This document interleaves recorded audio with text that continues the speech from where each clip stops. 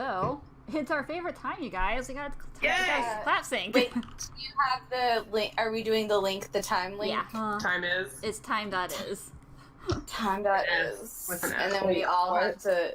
You have to go to time.is because we have to clap so that it's synced up when Yeah, because I'm two different... they start it. To sync up the audio. Yeah. Okay, I'm on this thing. Yes. This is how it's gonna be, guys. I love it.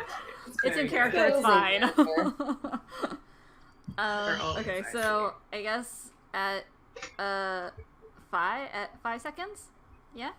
Clap? Wait, Wait, what? What? At 10 seconds. Or, yeah, sorry. Okay. 10, yeah. That works? Wait, I'm so confused. I just clap? Oh my god. Wait, When What is happening? it's Can we do it at 5:45? Okay. Okay, fine. When it's 5:45 and 00 seconds. And then we all And then we all clap, Okay. it's fine. Okay. That's how it is every time. So, We're gonna get it. we have 30 seconds. Okay, you guys.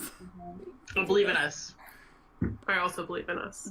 I don't know if I Took me a lot do. last- I was looking at the questions. Sorry, I was like not paying attention. I wanted to see if there were new ones, like what the new ones were. We'll find out. We'll do it live. Fuck it, we'll do it live. We'll do it live. It's It's fine. too late. I looked at them. Shit, I gotta clap. Fuck. Yep. Okay. Okay, all right. Get ready. 5 seconds. Okay. We're usually really shitty at this until we get drunk. That was like pretty good. That was very good. The first time we did it, we were Good. so bad at it. Yeah. Yeah, It was really hard. that was like the best part of the recap, actually, guys. It Like the was. first time, I think each of us were staggered by like 3 seconds. Yeah. From Yeah, the very first time that we did it, I cut out that one particular part because we did keep talking afterwards, and I just left it because it was just so funny. yeah. Okay. So let us introduce our newcomers recording? and our old comers. Yeah. I assume we are recording because we Okay. laughed. Yeah, we're recording, yeah. I just didn't know. Am I? Yeah, I am recording. Okay, I'll check. Oh boy. All right, so for anyone who didn't listen to last time, I suggest you listen to last time and then listen to this because we're going to pick up right where we left off in our recap and then springboard into our Q&A session. So, if you don't know, I'm Emily. I'm Dungeon Master for the Phoenix Field campaign, and let me introduce to you the group of players that I have with me this time around for this session of Dear Listeners. Jordan. Yeah, I was around last time. I'm the reason I guess this is called Dear Listeners now. Yep. Because as I got progressively more drunk last time, I kept repeating that phrase. But I'm Jordan, and I play Serial. Excellent. Hi, I am Jade. I play Fen, the druid. I was here last time because I am the one recording all this nonsense, so... And we appreciate you. Thank you. It's been a learning experience, so... woo. Amanda? I'm Amanda. I was not here last time, and I play Nemo. And I'm Rose. I was not here last time. I play Julian. I'm really hungover today. We're gonna get the real ass Julian Silver experience. We're calling this some very in character. Yeah. I'm slowly sliding over Yeah. my bed. Yeah, you can't see her, but Rose is just slowly sinking into the bed. I was fully lying down when we started, then I was like, sit up, bitch. Slowly but surely making your way upwards. Onwards and Yeah. upwards. Slowly becoming human, it's fine. Alright, so we are going to start this congregation with the recap from starting with at the end of the last sort of episode, we had finished talking about Nemo's personal arc with the 10th Lord of Nine, Dentalion, and how our party defeated him at some cost. Everyone had made it back to Soraya, had made it back to the keep that the party is slowly but surely building up and beginning to call their own. Fen had just received a mysterious letter And the Queen's Festival was about to begin the next day. So the Queen's Festival, a festival in honor of Queen Portia, Esther's dead mother, who sort of began a lot of the Soraya arc. The Queen's Festival is in honor of her. So for once, the party had a nice time. Basically, there were a lot of games, trials of luck and skill. And I won a lot of money. You did win a lot of money. Did. It was a nice opportunity for the crew from Ostax to kind of mingle amongst the people of Soraya, as well as the party itself. There was tug of war. There were a couple of games of chance that I absolutely ganked from the Critical Role Marquette gambling diversion that they had at one point. But yeah, it was one of the first times in a long time that the party has actually taken a moment to be happy. Yeah, it was a good time. It was really nice. Nemo turned into a goat. Oh my god. I was like, where's the punchline, guys? Like, Nemo turned into a goat. He also won a pie eating contest, which is the other important part. Yeah. Wild Magic Pies is great. It's a good time. It's a good time. Fen won an arm wrestling competition by using her one fate point because she's too competitive not to, and even though she knew what she had to do later that day, but Fen, continuously making good choices. she's just great at it, you guys. Always, every time. Yeah. Oh man, And that was I don't remember what it was. Julian and Serial, I feel like Julian won something that he gave to Why me a Serial. flower crown? Oh yeah. Aw. Oh, wasn't there like a fucked up doll also? Like, Yeah. made? That was one of the like prizes you could choose from.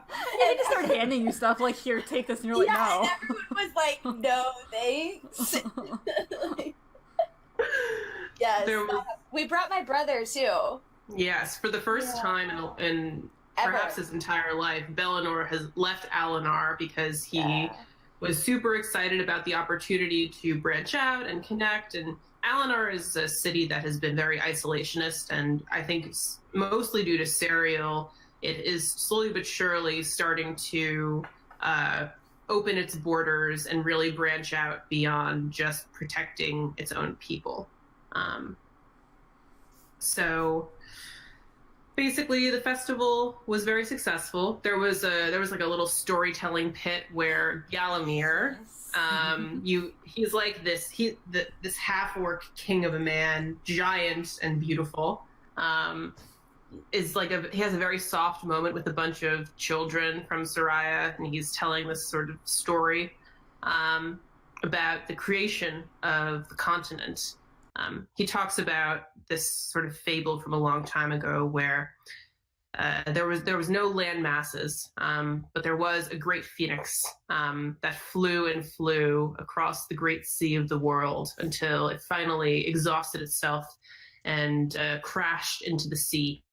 And from the great dead carcass of this phoenix came the continent of Valadris itself. Which was an interesting bit of mythos and creation story-ish for the continent itself. Can I ask a question, like, in the recap? Because I've been wanting to ask this for, like, forever, since I'm the one that has the map.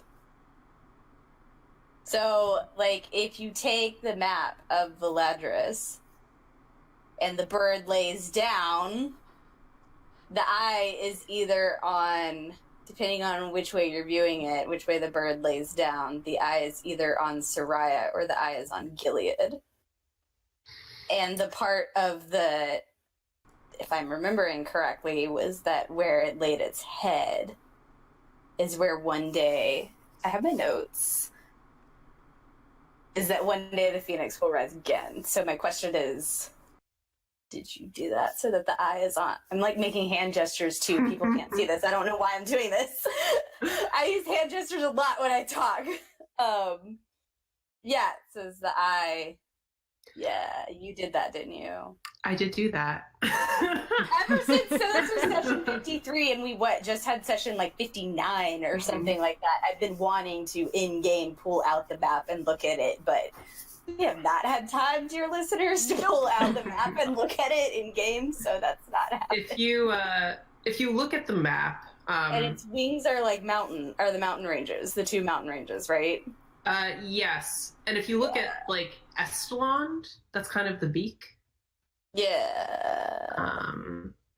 Yeah. So that is the only hint that I will give for now because this is upcoming material. Oh boy. But no, I just got super geeked out when this story happened in game and like wrote all of it down. Let's just say it was said for a reason. Okay. And Estelond is the beak. Fuck that city. Yeah, so the festival went not necessarily as planned, considering Nemo's brief foray into goatdom. He managed to eat a pie that was magicked in such a way that he briefly became a goat, but he turned back eventually. It's a benign game, a benign carnival. So naturally, we were deeply suspicious the entire time. Exactly. And it was one of the first times that Lysander and Nemo have kind of been able to hang out on a date. It's been very sweet. Everything It kind of was like the first date.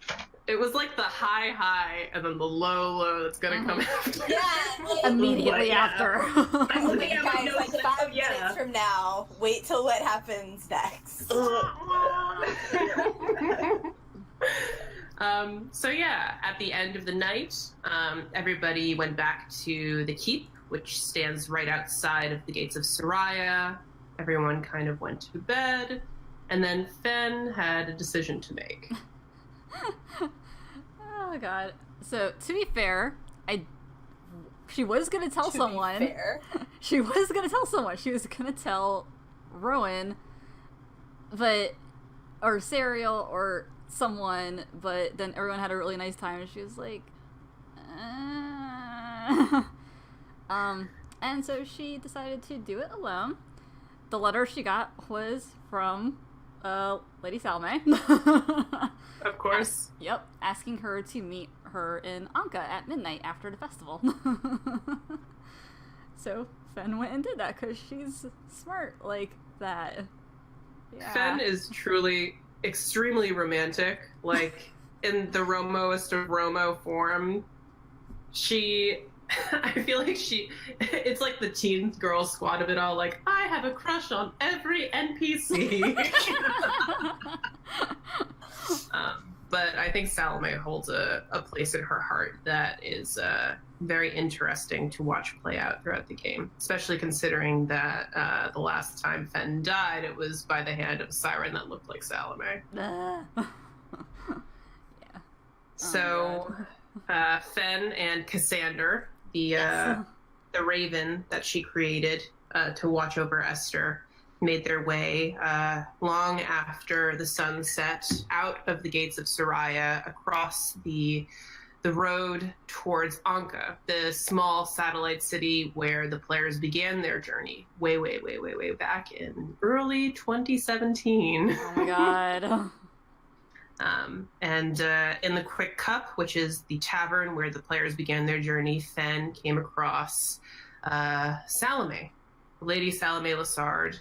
And for the first time in a very long time, in fact, since session, I think, 18, yeah, it's been a long time. Granted, right now it's session 53. So it's been a while, but she's had a bit of a permanent mark on the campaign. Yeah. So Salome and Fen have a bit of a talk. And Salome explains to Fen that she is a revenant, and her revenancy is tied to raising Thurisdan. So if Thurisdan rises, she can finally die. However, in what she tells to Fen, she explains that she has no desire to see the world fall in the same way that Nikolai wants to see the world fall to ruin. And she is of the mind that the sooner that Thurisdan rises, the weaker he will be. And so if Thurisdan rises sort of preemptively, she thinks that the party and the world will have a better shot defeating him than if they sort of slowly amass more and more power, more and more gems of Thurisdan, like the one she was making in Soraya. Then, if he rises at his full capacity, there will be almost no hope. That's her argument when she meets them. Yeah. She also tells her about what Nikolai wants exactly. Well, at least to an extent, just being like, yeah, he really wants to be Thurisdan's vessel, but Thurisdan wants you instead, and he's kind of salty about it, so he's gonna be the Lich King's vessel instead. Mm-hmm. And she repeatedly calls him a fool because I think she said that the Lich King would just, like, burn him out of his body, basically. Exactly. So Nikolai is extremely jealous of Fen because he's spent his entire life preparing to be the bodily vessel for the Chained One, for Thurisdan, and Fen appears out of nowhere, although not really out of nowhere. Not really, no. Yeah. And is sliding in to take his supposedly rightful place as the vessel to Thurisdan. And so, in order to prove himself, he is preparing to be the vessel for one of the Harbingers, one of the 4 Harbingers called the Lich King. And like you said, Salome is like, Nikolai is an idiot because he has no idea what that means. The second that the Lich King inhabits his body, whatever makes up Nikolai will be burned away. It'll just be a husk. And I think that kind of sets Fen off a little bit because, you know, if that's what happens when the Lich King enters Nikolai as a vessel, what's going to happen if Thurisdan enters Fen as a vessel?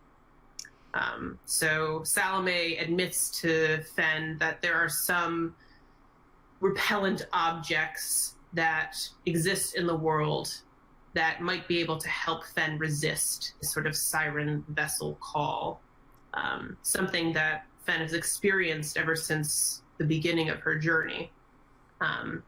That same siren call to jump into the void. Salome gives Fen a gift.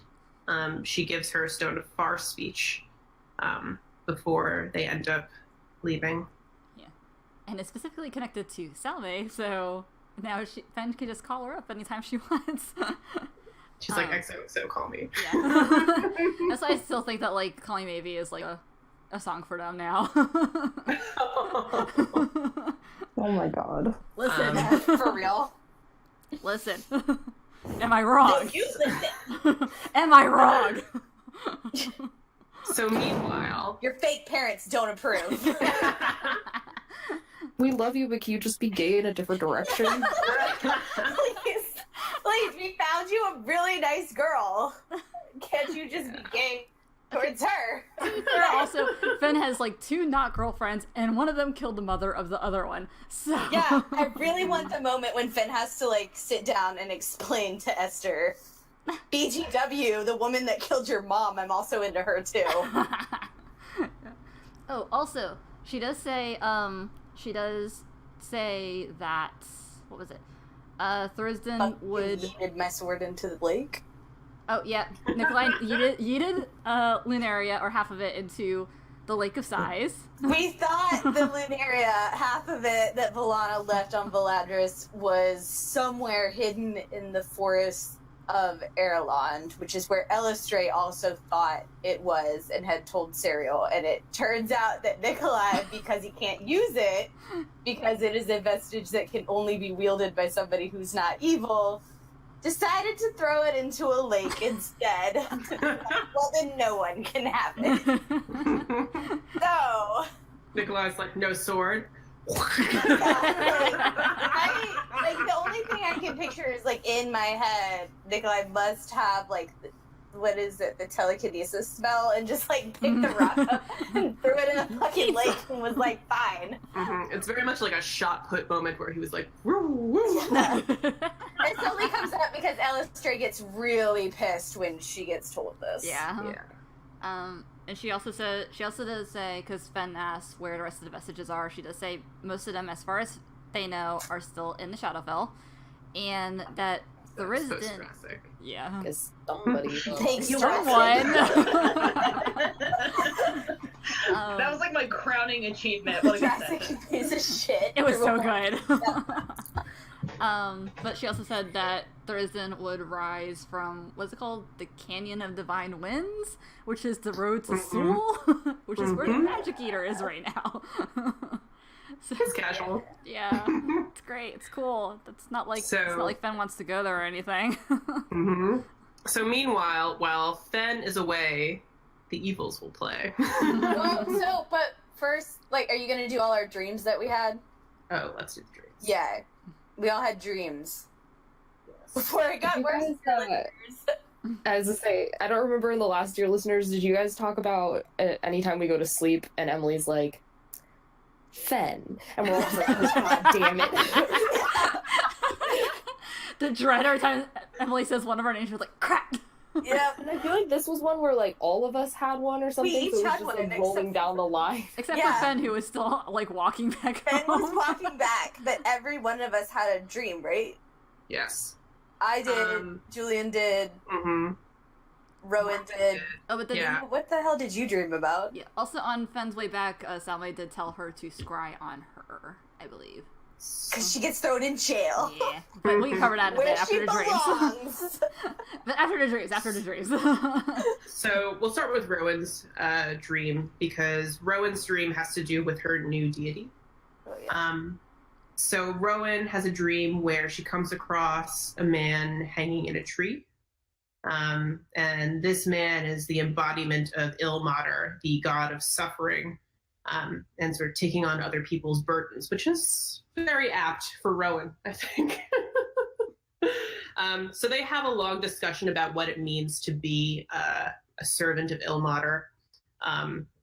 And he tells her about a legion of Ilmater followers that are part of the Grey Army.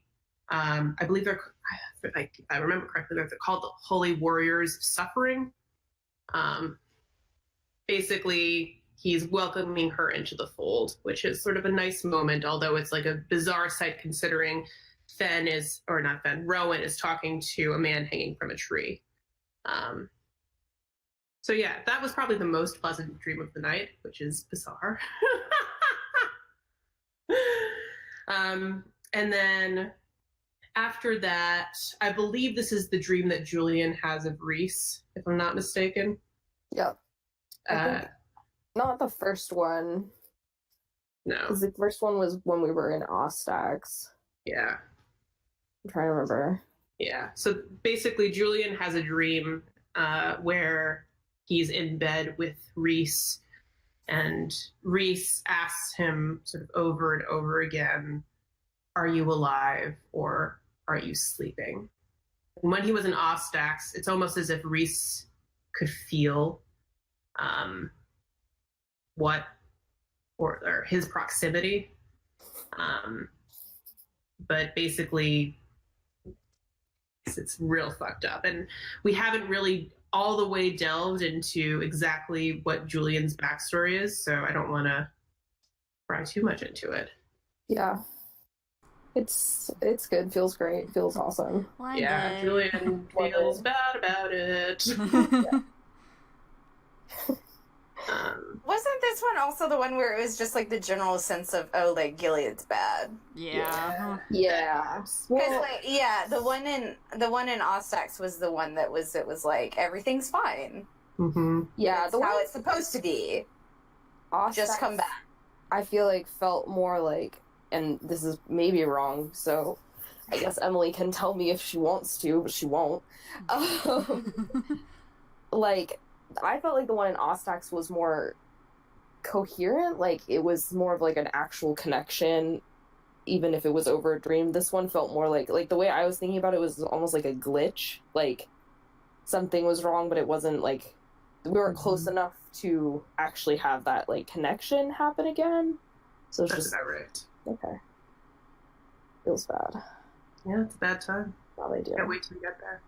It's gonna be a fun time, you guys. We just never go to Gilead. It's fine. Yeah, let's just not go. I don't feel like that will have any consequences at all. Just like carve like Isolde cut- somewhere is like, bitch, what did I say? I heard he told Jordan this. I was like, we should just get Isolde and just like bring her here now that there's a hole in the plains and have her get her body back and just get Grease To in the be face. honest, like, just, you know what? This sounds like a personal problem for the Raven Queen, maybe. Like, Low-key, it's not. Was involved in that a little. Just in a small way. just by, like, accident circumstance. And I would actually be. We should actually jot that down. That would be easier. Just like, hey, babe, we busy. Ask your god to put your ghost form. Closer, but could you? Yeah, we're kind of saving the world right now. Can you come and do this? Can you just bring your Oh my ghostly God. form through the planes of existence? I And was then literally we'll do though just thinking about how true like this bitch empty yeet is about like Isolde's body.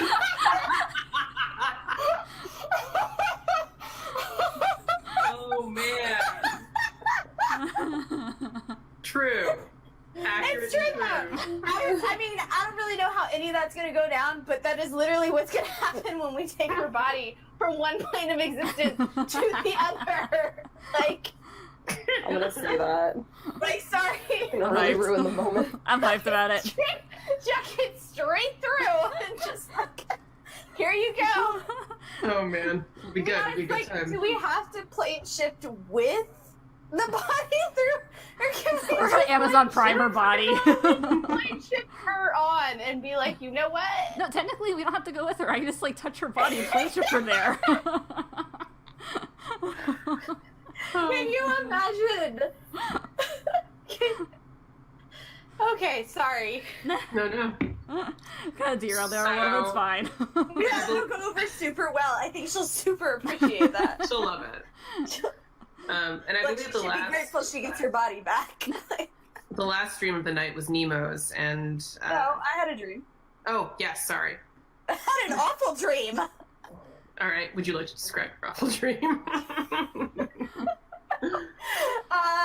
I had a dream talking to myself again, but not myself, talking to the Fury. Basically, they're not happy. The way Emily and I run it, and I think we touched on this in the last recaps, but the Fury is its own sentient being, magical being, and it is oftentimes far too much magic or power or whatever that should inhabit one body. And it helps when we get into fights to release it, but in circumstances where we haven't gotten into fights for a while or anything like that, the Fury, they get agitated and they get cranky and they get restless. And so the dream is essentially a reminder again of being like, I'm still here, and specifically they want to be released, or they say to find a bridal. Yeah. That was my dream. I feel like the Fury is like that Judge Judy gif where she's like, She's pointing at her watch like, The let's other one. Well, it's like we found the journal that mentioned Micah, though we don't know what mountain range he may or may not still be alive. We don't know what mountain range he was last in when he went to, but yeah, they get cranky, They do And- get cranky. angry, because that's the only emotion that they run on. They're slowly learning other emotions and other things, but anger is their baseline. Right. Always. Before we get into the events of the evening, when is it that everybody goes their sort of separate ways? Is that after? It's after the fight. It's Okay, well, yeah, it's after okay, the so fight. it's after the fight, it's Mhm. after the you know what, and Yeah, it's yeah, after yeah. the second fight between the three of us. Got it. Okay. Mhm. Yeah. All right. So, and then Nemo has a dream, I believe, about Linus. From I'm not mistaken. I could be wrong. Amanda. I'm honestly gonna have to defer to Jordan because my notes have just descended into like the chaos of next session. I feel like, did Nemo have a dream? I have literally think nothing you might down. have. You So might not have. I don't think I had a dream at this point. It I might don't have think just been a conversation that he had with Lysander right before. Yeah, he went to I think bed. Yeah. Nemo goes Maybe. to bed talking to Lysander about Mhm. everything that happened. Yeah. I think. Yeah. I don't think you have a dream. Yeah. No, think because that's right. I think I actually was like, I was waiting for it, and then I was like, oh no, I'm. Yeah. Yeah. I think you're having like a I suspiciously looked good down. time. And then I really. A suspiciously good time. Yep. So basically, Fen is on her way back to Anka, and everyone is asleep. And I have everyone roll perception. Yeah. No one notices anything. Also, before that, Fen on her way back, I think right outside of Soraya, Salme tells her to scry on her immediately. So Yes. Fen does, and Yeah. she's standing in the teleportation circle to the Citadel. Yes, and the she- Ivory Citadel, which is the Fucking house. the homestead of the Doomsguard, the heroes from 1,000 years ago. And now the new home of the Key, the cultist organization that is attempting to raise the Chained One, Arisen. Mhm. So when Fen scries upon Salome, she sees Salome confronting Nikolai. And Salome purposefully steps away from the teleportation circle so that Fen can get a good look at it. But there's an argument that happens between Nikolai and Salome where Nikolai accuses Salome of betrayal. He says that she disobeyed him, and not for the first time, and he calls Suck her a it. traitor. She tries to get away, uses Finger of Death against him, and he just takes it like a champ. And he puts her in a force cage and tells her that, despite the fact that you rebel against me, what does this change? You're still a murderer. Blood runs down the streets of Aramor and Soraya, and that was your doing, dearest. Oh my god, and then he says something about, like, whatever god you pray to, like, Mhm. won't, like, save you or forgive you. And then Rose tweeted or said something, was like, and I was like, the god she prays to is Fen. And I was like, shut up. The exact line is, Salome tells Nikolai, I did what you forced me to do. And Nikolai says, do you think that pardons you from the eyes of whatever god you seek relief from? Yep, that's You had leeway, you made choices, smart ones too, brutal little flourishes that I was proud of. So he just digs that knife in. He's real not deep. fucking wrong. He's not fucking wrong. I never said you were. It's fucking true. I mean, I never. Hey. Ben never said that Anyway. you were wrong. She never... When Nikolai's right, he's fucking right. Yeah. So this is where Nikolai confirms that he sunk the Lunaria deep into the depths of the Lake of Sighs. Fucking bitch. I can't wait to kill him. Hey, you'll have to come up against him sometime. That's gonna be great. That's gonna be tons of fun. So much fun. So Totally not gonna die. so much fun. It's totally not gonna single white female me. It's fine. Maybe Alright, we don't so- bring Now Fen to thinking that about fight. him just like wearing a bunch of layers and like carrying his staff and being like, I'm Fen. It's me, Fen. It is I, Ben. Ben drops cloak. Ben, you're very tall, and your voice is much deeper. Rich overall. Ben, have you done something different with your hair, face, and body? Suddenly you're so handsome. Oh my god. So yeah, in the middle of the night, after all of these dreams happen, let's just put the layout into perspective. Serial and Julian are in a room together. Lysander and Nemo are in a room together. Fen is away. Rowan and Raphael. Raphael came down from the Thieves' Pocket to spend the festival with Rowan, so they're in a room together. Bellinor, I think, was downstairs Belinor's sleeping downstairs. Eleanor is downstairs. Lex There is are the- downstairs. Lex is The downstairs. spies are out drinking. in. The spy? You don't know they're out drinking. We don't, but they are. And Gare is downstairs. Also. Oh yeah, our son. Our son that Our we son. take such good care of. We take the worst fucking care of him. I know. He has a house. He has a roof over his head. He has an uncle who he loves named Lysander. Everyone's like, "Shut up, Emily! I don't want to talk about it." All right. So in the middle of the night, I have everyone roll perception checks. I don't think anyone. No, I think I woke up. Oh yeah. I didn't Julian do like a good job, but I woke up. I'm not one. You woke up, babe. Yeah, Julian wakes up. Serial does not wake up. I don't think anyone else wakes up. And there is a surprise attack by key cultists against the party in their own keep. And these are no pushover cultists. Like, they're packing like power word stun, disintegrate. It's an intense battle. Thank you, Matthew Mercer and the Tal'Dorei Guide for the cultists at the end of the book. They were very useful. Yeah, I think Julian gets stunned. Yeah. I get shoved off the bed. I fly us out the window. Yeah, because Then that's we're what I was... outside killing people, like not wearing clothes, so that was fun.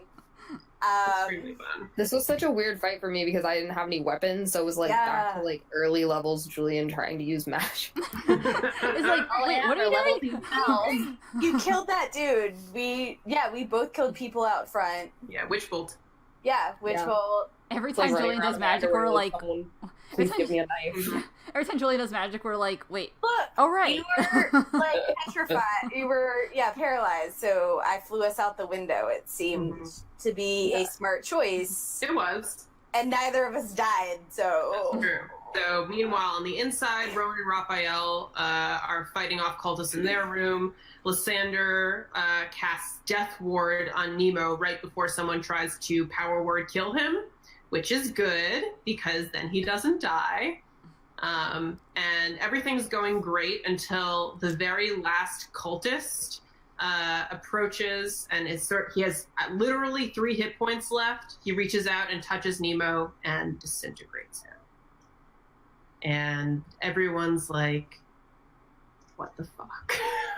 It was dead silent after that. We were like, it was really bad. Yeah, by this point, Fenn's gotten back, but Bellinor almost dies at one point. Bellinor almost dies. Yeah, that's bad. yeah, Fen comes in is, just in time like- to save Bellinor. Yeah, Serial's like cold fury about that, not happy at all. It's her baby brother. So the party convenes as to what they're going to do about Nemo, because without a body, you need a true resurrection spell. Yeah, it got a little tricky. We gave 3. I think we discussed 3 options. One of them was reincarnation, which Nemo had said he was okay with. Mm-hmm. We had previously talked on the boat about it when Finn was able to learn that spell. The other option was, I think Lysander first brought up, I'm going to go talk to the Raven Queen about it. And then the third option was Serial remembering just what the Lunaria can do, even with one of the blades, the Lunaria, in its final exalted form that she remembers because Valana was prepared to do it to Kaz if he died once a month or once every 6 weeks or so. The Lunaria can true resurrect somebody without needing spell components and obviously without needing a body. So those options were laid on the table. I have a And question. Lysander, What's the question, Rose? I just want to Amanda, what did you want us to do? What was your preference? Yeah, I'm really curious about that. Oh my god, I'm so angry. Yes. Please. Yeah. Tell us the truth. Why are you angry? What did you want? No, you got you were all very correct in your thinking and your characters and stuff. I'm just Nemo is about to smack his boyfriend for being such Oh, yeah. an idiot. Well, it's worse because I think Serial, Lysander is I'm gonna go talk to the Raven Queen, and Serial she's smart enough by now to realize what the Raven Queen asked, that in being a neutral god, she asked for quite a bit. She took Lysander's sister from him. She has warped, done whatever to Isolde in the Shadowfell, that she's don't do something stupid to Lysander. Yeah. He did something stupid. Smash cut to Lysander 2 hours later. The sad thing about love is that it makes you. Except he's anyway. If we get a chance to have a talk, we'll be having a talk. But yeah, no, I'm also a little sad that my dreams of like half orc Nemo will never come true. Oh. Well, knock on wood. You don't know if that's gonna happen ever. It could happen. Whenever I look at the reincarnation table, I'm like, yes, give me something weird. I want my Gangle boy to come back as like big strong absolutely. boy. If I ever use reincarnation, I'm absolutely using the expanded table for it. Like, no, I'm not using the basic one. I'm using expanded. I knew it. As we were like debating it and it was so emotional, I was like, Amanda wants us to reincarnate. I know. I fully was like, the Lysander option is like the bottom. Yeah. I was It's like, I the know it. worst. The fucking again. He's Yeah. in hot water. He in hot water. So what ends up happening is Lysander and Rowan leave and the keep to walk towards Grace Court, Yeah. where the three temples of Soraya are: the temple to Ayun, the temple to Pelor, and the temple to the Raven Queen. And Rowan accompanies Lysander to the Raven Queen temple, and Lysander is like, I need to do this alone. So he strips and he walks into the blood pool to commune with his god.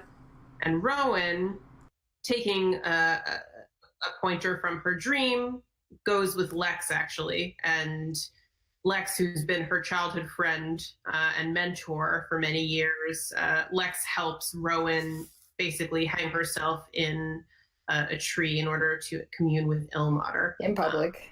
In the middle of Yeah, it's in totally fucking fine. public. It's yeah. It was like It's first thing in the morning, like people like going out for breakfast, and there's like a girl hanging from a tree. They're like, man, we know these people saved our city, but they're so fucking weird. Truly. This is like at the very beginning of dawn. So So Rowan. fucking weird. Yeah, no, it's true. So Rowan communes with Ilmater, and Ilmater gives Rowan a diamond that is worth enough to use in a true resurrection spell.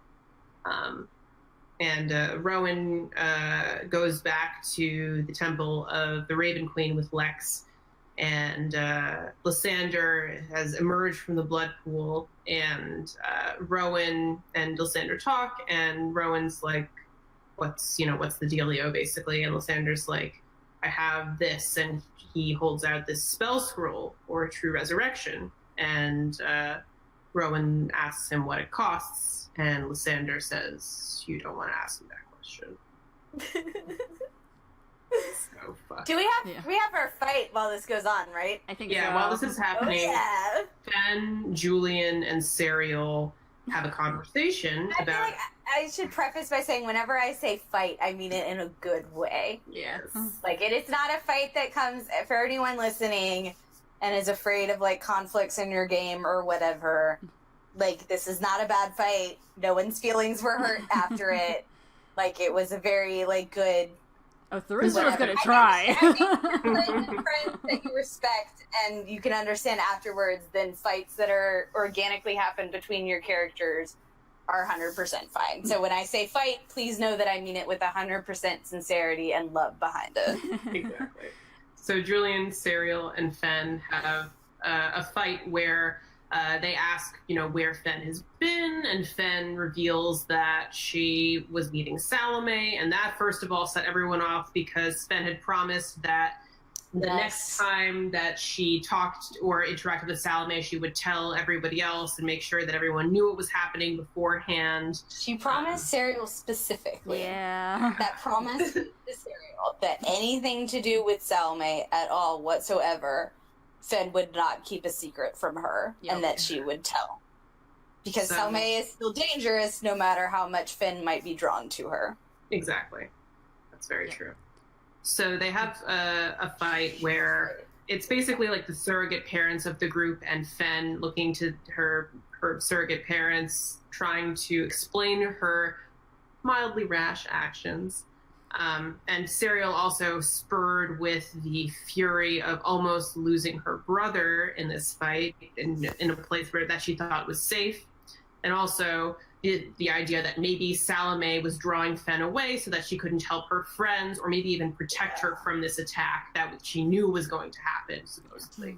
What is Rose? What is Julian's really like devastating line in this fight? Oh god, it's something about her mom. No, well, no. Oh, I wasn't thinking of that one. I was thinking of just the one of like, we can't help you if you don't let us. Yeah. That was Yeah, right. it was something like that, I think. It was.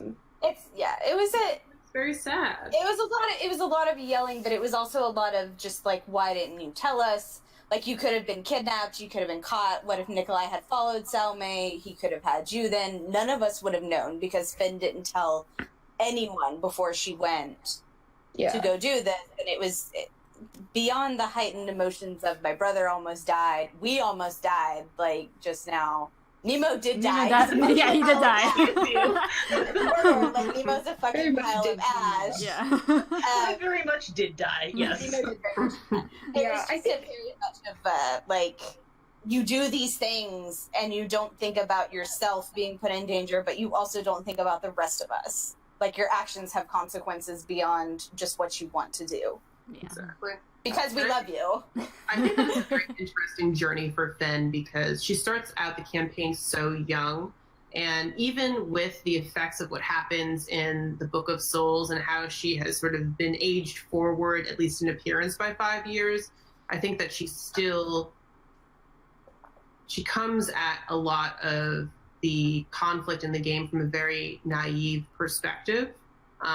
And I think that a lot of the journey of the campaign so far has been her learning about consequences of her actions, and consequences of trusting people. Yeah. She has a very open heart, and she's very curious. But in this particular instance, it was not us. Especially because Julian and Serial both had conversations with Finn on, you need to trust us, you need to tell us things, like, you can't keep these secrets, and then she goes and fucking does this, and it's just like, are you fucking kidding me? Right. Yeah. Also, first thought, but, like, on a note of her being naive and stuff, I'm like, I just had a thought of, like, I kind of feel like part of that was, like, by design by Thurston, I wonder. Probably. She's very, Finn grows up very isolated. She doesn't really have it. No one in this party has fucking friends before we start, other than I know. Serial.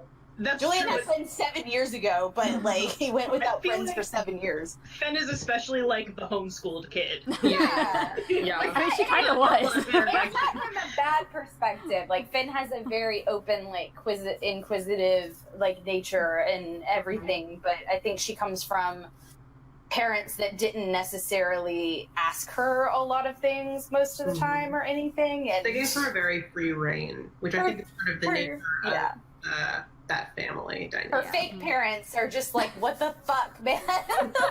Her fake parents are trying to actually raise her. Yeah, I think that whole thing was weird for Julian too, because, like, for him, and this, I'm not going to dip too much into it because if we ever have a spare second, I think it's a conversation that's coming. But he doesn't even really like obviously he doesn't love Salome, not top 10 choices of people to hang out with, but, like, he gets loving somebody who is maybe not, like, the best for you or, like, the best person or the best, like, he gets that, and he knows that Ben knows that he gets that. Yeah, so I think he said it even as much to her, like, I'm once not before. gonna be like a dick about it, like, but if you die, then I'm gonna be a dick about it. Just I think, I think the whole thing was more like, of course you went out to go see her, but you didn't think to tell either one of us that you went to go out to see her? Like, bruh. I guess I'll just mention it when they actually, like, have the resolution to the fight later, but... It's very good. Yeah. This is the actual, like, wait, fight an hour, part. and then we'll get to it. Yeah. So they have this very knockdown, drag-out fight where basically Julian and Serial walk away, and it's a... Well, no, not till after Not we till deal after with the Nemo. resurrection, yeah. Right. oh yeah. Yeah. So much shit happened in this. Yeah, it was like a balls to the wall this was session. stressful. Yeah. This was not something I expected, T.S. Yeah. Every time you kill one of us, you're like, I didn't know. It's like, oh, I didn't mean for that to happen. The dude's like shooting at the couch. That's like, how did this happen? That's you. You're like, you How did shooting. this happen? The last panel is like, how did this happen? It's like, you did this, Emily. I mean, No, the dice did this. the but- dice did it. So, Anyway, we Lysandra- have a resurrection. and they use the spell scroll to raise Nemo. Lysandra participates, Rowan participates, and Julian participates. And one of Julian's best lines in the campaign is that as part of the ritual, he uses an intimidation check and basically says, "If you don't come back, I'm gonna fuck your boyfriend." That's sort of where Julian is with Nemo these days. Oh man, it was a hilarious moment and a session of darkness and terror. So. Would have been a lot funnier if not for everything that happened next. Yeah. Yeah. So the resurrection is successful. Nemo comes back, and everyone is relieved. However, there are cracks within the party at this point. Mhm. Sarah leaves. Yeah, with Bellinor. She takes her brother home. Yeah. And Julian goes with her. So the party splits. Yeah. Julian does. Sarah- Not great, Bob. Julian does Not great. message Fen and is like, we're gonna be going to Alinar for today. We'll be back tomorrow. Exactly. Yeah, I think my specific line was, I don't want to sleep under this roof. Yeah. Yeah, exactly. Yeah. It's not great. I believe that Fen has a dream that night. First, Rowan talks to her because that kind of Oh, then he throws her from saying some stuff that he wanted to say to her that you sent me. Yeah, but Rowan talks to Fen and kind of, I can't remember the exact conversation. It's been so long. But Rowan obviously doesn't know everything that went down between her and Julian and Serial, but Fen, I think, says stuff about how, like, she feels like she ruins things a lot, especially after stuff in the Witch Comb. And Rowan kind of talks to her and talks her down and is just kind of like, we love you and stuff like that. Like, Yeah, it was a very sweet moment between two characters in the party who I think from the beginning of the campaign were seen as the more naive set of travelers amongst the party. And I think that it's a very interesting contrast between Fen and Rowan, where I think that Rowan, she's always had this sort of interesting naivety about her. But I think that especially after her death in Belmar, she has learned more about consequences. Whereas Fen, I think, so wears her heart on her sleeve that despite the fact that there have been so many consequences throughout the campaign, Fen is much more willing to take a chance on someone that maybe shouldn't have a chance taken on them. But the thing about that attitude is that sometimes you can be really rewarded by giving people an opportunity to prove themselves. Also, Fen has Rowan promise her that if Tharizdun does get her, and there's absolutely no hope for getting her back, that Rowan would kill her because it would be in line with Ilmater and, like, alleviating suffering of others. Exactly. So she was Which gonna is ask. very emo. Yeah, she was gonna ask initially. When I've been thinking about that, like, for a while, and she was gonna ask Serial that, but they had that fight, so she wasn't really gonna say that at that moment because she was still like, she thought Serial hated her right then. So In that moment. yeah. So the party splits. Julian, Serial, and Bellinor, who is very shaken from the fight, having almost died, return to Alinar. And Serial is That's met. fucking good news. Yeah, Serial's met by Lady Kathia, the head of the Free Grow family, who tells her that the soil around Alinar is fading into sand. We got 99 problems and here's some more. Yeah, that's literally how it was. Like, we teleportation circled to the cabin, and we noticed that it was hot. And I think I just started being like, oh no, oh no, oh no. Because Alinar is always warm. Like it lives in like a perpetual state of fluctuating summer.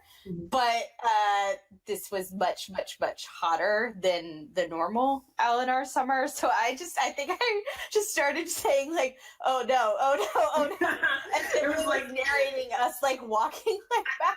Because in my head I had already like preemptively like figured it out. Exactly. And then so that whole problem that we have left over from the Oasis in the middle of this Ladian waste has spread further south, and in a very touching moment of these are one too many problems that you're adding on, Julian is actually the one that's like, we're gonna go sleep because we show up covered in blood. Like Serial didn't change like anything, we didn't clean ourselves up or anything, we show up like covered in blood. And after we've gone a couple of rounds with some key cultist people, and in a very like touching moment, it's just like, you know what, she's tapped out and done, so why don't we talk to you in the morning?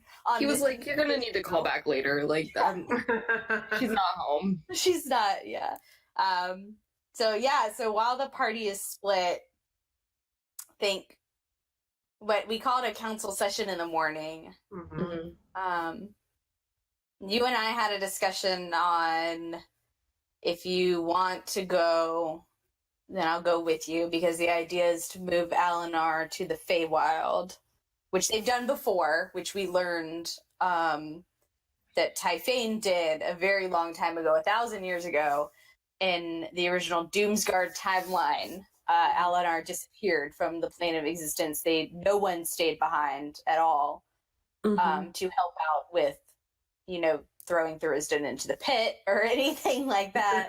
Typhane and everyone else just put them all away. And so that option is presented again, and it comes down to being like, we go back and forth on whether that's smart to do, and it comes down to really like, this is a city that doesn't really have a standing army. There's, a couple dozen handful of powerful enough magic users that could make a dent added into an army and could fight, but left alone, Alinar would be pretty defenseless against Thurisdan or, some other phalanx that would invade it. So, none of the trees can survive turning into sand, and Alinar is a tree-built city. Exactly. The best way to put that? Yeah, so, we have to have a council session and decide that. And basically, it would take 3 to 4 days to prepare to do enough magic to send the city away. And I think we also learn from Lord Shademore that Daerun, one of Serial's, her oldest friend, has been friends since they were very, very little, that he has been off scouting in Estelond and elsewhere. And so, which we knew he was doing. We knew that a long time ago. But Lord Shademore has a little bit of news on that he tells us, that I think this is the first time we learn that General Karras is the name of the head of the army that is the suffering, or not the suffering dudes, the really fucked up, ugly army that the Umwir. Yes, that's the name. I was like, what's the name? It's the Umwir. They're the Bloodletters. They're like, as far as the 5 or 6 different branches of the Grey Army goes, they're kind of the worst. Shademore tells the Julian and Serial about Daerun's mission over in Estelond and Aramor, where he explains about General Karras, who is in charge of the army of Estelond, which has bought up 2 phalanx of the Grey Army, including the Umwir, which is the Elvish word for bloodletters, and a phalanx known as Bane's Blight, which is another phalanx of the Grey Army that now belongs to Estelond. So bad. But he talks a bit more about the Grey Army. There are there are phalanx that, there are 6 parts of the Grey Army, and each phalanx is run by their own commander. They mostly do mercenary work. Some work regionally and are commanded by heads of state like the Forsaken, which is the regiment that is commanded by Damocles from Ostax. Then there are, of course, the Estalon own the Umwir, and Bane's Blight. Bane's Blight's main claim to fame is that they used to be led by someone who had the blood of an ancient warlord who followed in Bane's footsteps. However, the king of Estalon, King Balthazar, saw their devotion to their leader and banished this person from the continent entirely. The leader's name is known as he's known as the Falconer, but he's I believe you guys know that Alexei. Yeah, his name is Alexei. And by that time, dear listeners, 1,000 Kill Bill sirens went off in Rose and Mine's head at the same time, because we know what this army basically is descended from. Oh yeah. So And, yeah. and Serial's gotten it into her head that by divine right, this army is essentially hers to take. it is Stay tuned. one key fact about the Falconer is that it is said that he has a glove that can tame any bird. Yeah. That's the Falconer. Yeah. He likes birds. Yep. Yeah. We also ask Alinar if they can take kids and people, basically if they can take people who would be vulnerable into the Feywild with them from Soraya and Thief's Pocket. Exactly. Yeah, but I thought it was a little bit of a full circle from Serial's arc of deciding the kind of track of Alinar, where is it going to be really a part of this world, or is it going to be kind of go into the West and then the elves are gone or whatever. Exactly. And I felt like this was a good continuation of that, where we were kind of you got to put up or shut up a little bit here. You have all these magical people and all this power, and also take care of people that aren't just your people. Yeah. No, that idea is Julian's, and he says it in the council meeting, and it's really, really good. And I think she had mentioned a while ago, I can't remember what last council session it is we had, but she brought up before, if you want to go, that's fine, but you're going to have to leave people to fight. You're not going to pull... She is very disturbed by the fact that when we learn from the book that Nemo and Julian take from the library, when she learns how very little Typhane did 1,000 years ago, and then also that Typhane completely stays away from the entire last furnace deal. She's very disturbed and disgusted to learn that, I think. Yeah. So it's a very interesting... Typhane is very fascinating to me, because I think that she is an interesting path that Serial does not take, where Typhane looks at the world around her and her heart is already broken by the briefness of everybody else's lives, that she can't let herself invest in the same way that Serial does. I think that she participates as a member of the Doomsguard as best as she can, because she recognized that the world depended on her participation. But once the threat of Thurisden was over, Typhane was done, because her heart could not take it. She was not strong enough to watch all of her friends die and to remain forever. It was too much for her to handle, and it is a weakness of her. And I think it's very interesting it's almost like a never meet your heroes moment. Yeah. You see at last that this person that Serial, I'm sure, looked up to for many, many years, has this fallibility. Whether or not you agree with what she did, she had this moment of weakness where she said of herself, I'm not strong enough to watch this happen, so I need to remove myself from the narrative entirely. It's very heartbreaking. It is. I think half of it too is like Typhane's no longer here to confront about it. Yeah. Like she pieced the fuck out and went and, you know, she passed and died and everything, and there's no way to reconcile the person that, like, the mentor or teacher that she had versus like this version that she's learned about, and all she can do is be like, I will be better than you by not doing what you did. Yeah. So that makes me very emo. yeah, it is emo. It is. But all right, so that's her thinking process. I think that this is actually the night where Infernion speaks to Julian again. What that sword say, babe? Was this the night where he has the other vision of sort of the group? The group. I went shopping. I know this happens while we're apart. Wait, the group. You offered. There's. I forget if this was earlier because I know that this was linked to when Infernion awakened. No.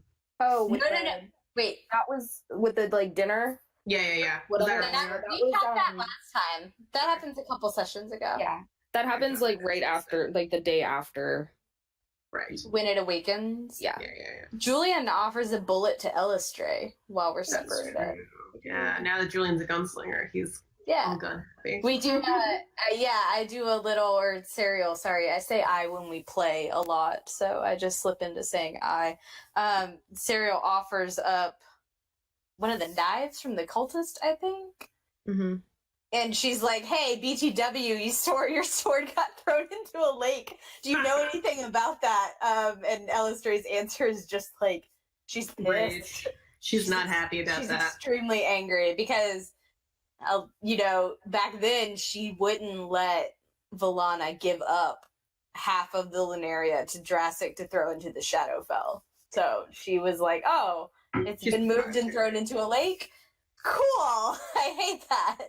And then Julian offers up a bullet to Elistray as well. Exactly. So that night, Fen has a dream. It's basically, throughout the campaign, Fen has had a dream where she has been drawn into a chasm that sort of calls to her. It's the initial dream that brought her out of the Witchcomb towards Anka, but it's a dream where she is surrounded by her friends, but then slowly but surely walks off into this abyss. But in this dream, Julian and Serial are looking at her with like disdain, and they turn away. Yeah. Nemo is not there at all. Rowan is there, but she sort of puts a hand on her heart and a knowing look on her face, and when you fall, you fly. Yeah, it's not good. I do still have what you said to me about what he would have said if Rowan had to talk to her first. Because I saved it. Yeah, go for it. You can read that aloud. Where is it? I saved it because I was gonna draw it. Yeah, basically a lot changed because Fen and Rowan had a very deep heart-to-heart discussion before they all went to bed that night. Yeah. Here it is. Okay.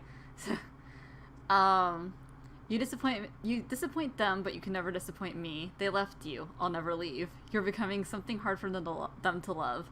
That's all right. For me, it's always been easy. And then you follow it with, you're so much like your mother. Ooh. And I was like,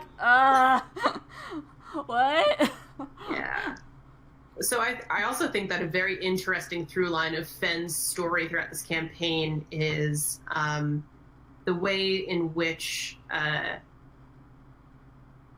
love is shown by her party members and by Thuriston in a very interesting way, where he just wants to prey upon the fights that Fen is having with her friends, and the ways in which it's very hard to be accepted as an outsider and an outlander.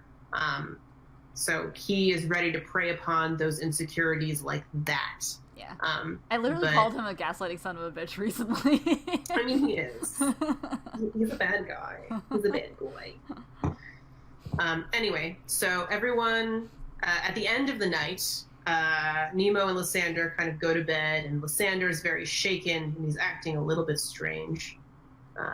And Nemo and Lysander, they go to bed. And the last thing Nemo hears before he sort of drifts off into sleep is, "I'm sorry." And when Nemo wakes up, Lysander is gone. Yeah, I think Nemo rolled like a natural 1 on his insight check or some shit like that. It was absolutely useless. It was terrible. It was not a good time. Yeah, and plus you had like the -4 from the resurrection. Just Also true. Yeah, I'm like, I think I have like, it's been so long, or like our sessions, so much is happening, like I'm still paying that off. Well, no, also because you keep using the ring now, and you keep getting exhaustion from that, so Exactly. you haven't recovered. Right, but that at least doesn't like stack. That's a separate problem. But yeah, It was like he rested a little bit, and then he started doing that, and so you haven't really gotten over the exhaustion. So Nemo's just perpetually exhausted now. Nemo's juggling a lot of terrible depression balls right now, is what's happening. Yeah. So basically, Nemo and Lysander exchange these rings of the beloved, where the ring, when you wear them, they can tell you about the status of your other person, where they are in the world, if they're dead or alive, if they're hurt, and their emotions that they're feeling. So Nemo wakes up, and Lysander is gone, and Nemo looks everywhere. He asks, everyone in the keep, "Where were you?" Or "Where's Lysander? Where is he?" You use the ring at one point. And the thing about the ring is that it'll tell you exactly what direction the person is in if they're on the same plane of existence. Yeah, I don't actually have the ring yet, because what happened was, for a while, when we were off adventuring and Rowan was in her coma, Rowan had one ring, and I gave the other to Lysander so he could, like, check in. Right. And so Lysander, as far as we know right now, Rowan has one and Lysander has one. So I go and get Rowan's. I think it takes me a while to think of that, but like that is eventually what happens. Yeah, exactly. And Lysander at least did take his. Yes. Y'all go try and fool around at the temple. Yeah, I you go tried twice, looking through yeah, the stuff. It doesn't really work. Yeah. Yeah. You go into Lysander's quarters at the Raven Queen Temple, and you find a small altar to the Raven Queen and a ring that you get the sense once belonged to Daphne, Lysander's sister. You see the eyeballs that a long time ago Nemo gifted to Lysander. I love us. Yeah. Oh, And, wait, this is actually... Sorry, I just realized. I don't remember what Fenn's dream was, but I think actually this was when Fenn had that vision, because she tried contacting the Raven Queen through her conduit thing. Mm-hmm. And Yes, Thurston answered and instead. And Thurston is the one who answers. Like, what up, boo? Nope. Yeah, y'all three went sniffing around at the Raven Queen's temple trying to find out anything, and you find that, remember, the blood pool is completely empty. Yeah. Yes. And all of the acolytes are very confused. And scared, like, what the yeah, hell? and you go snooping around in Lysander's room, and Nemo finds the ring, and Fenn is the one who first tries to get in contact with the Raven Queen, except Thurston is the one who pulls up. Yeah, I think And you had it's me roll like- for something, and I rolled low, and you're like, well, he's there now. So it's not very successful. No. And then, did y'all do anything else before we came back? We went back to the house, and Rowan and Nemo talk, and then Nemo tries to go back to the temple again. And that's when I try to sneak past you guys, and it fails miserably. Yeah, whoa. Rowan and Lex have a conversation as well, I feel like, in this part, maybe? I think so, yeah. Yeah. Rowan and Lex have a conversation about... I think that basically Lex is asking Rowan to never ask him to do something like what he did, where he helped her hang herself again. He's like, I saw you I watched you grow up, you were a baby in my arms, like, I can't do that again. Like, Yeah. ask me.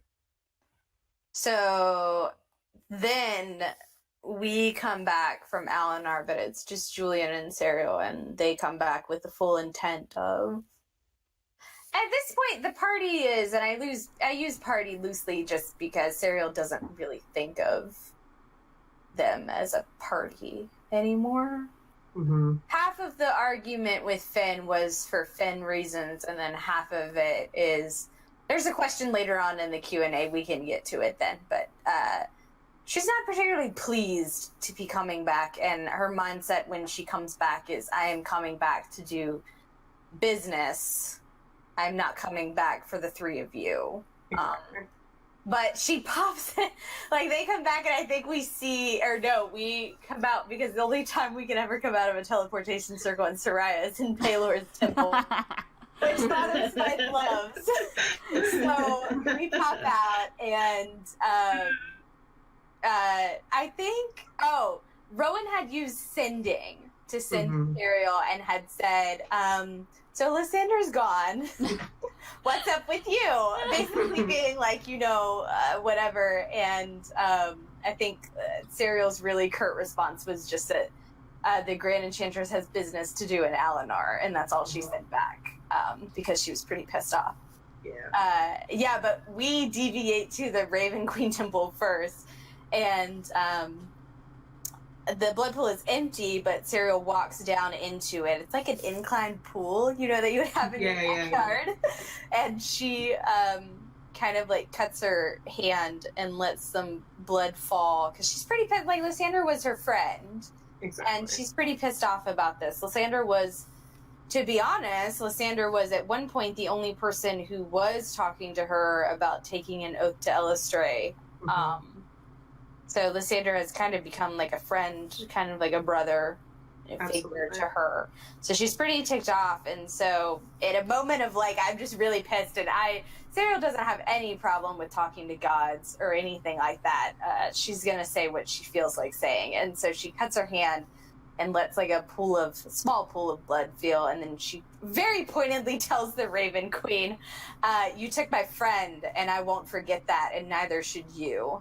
In a very like, just wait till I get my hands on you in the shadow, and I'm gonna fuck you up type deal. And the Raven Queen's response is like, you know what? I'm having some issues, so why don't you come see what's up in the Shadowfell? And Serial gets like transported, like out of body experience, like vision, into the Shadowfell. Which, spoiler alert, things are not going well. Not at all.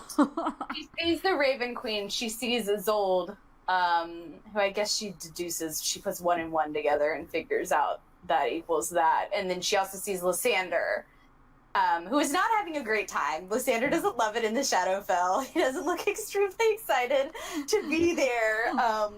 But it's inside a castle. It's very dark.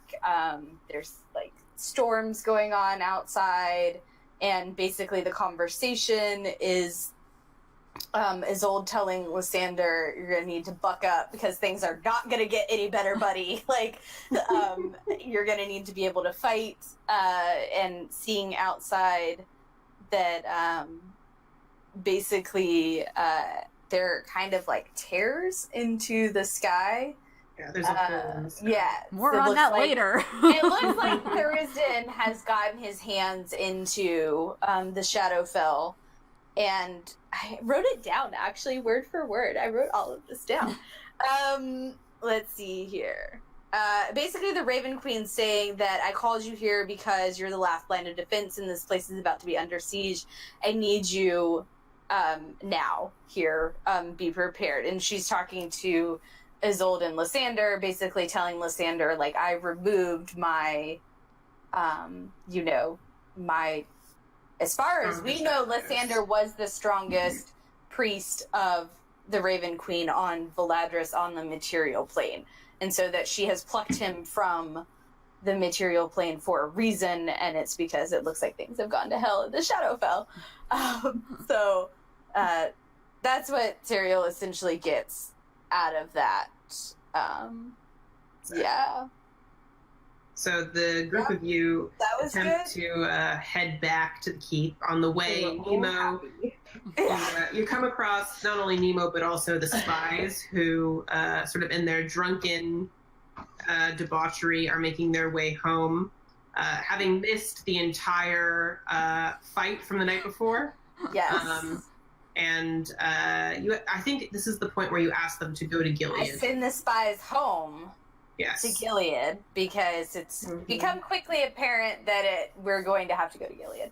And she promised a long time ago she would go there to help Julian with his stuff anyway. But it seems like time is running out, and we're eventually going to have to go there. And Serial is like, I have 3 spies here. They're originally from Gilead. I want you to go home, and I want you to figure out what's going on, because when I show up, I want to have information. Exactly. So she sends him. I think, Julian, is this when you write a note? Yeah, you talk about that. Yeah, I gave one of them. I don't know which one. I honestly can't tell them it's apart. Probably low. Probably low.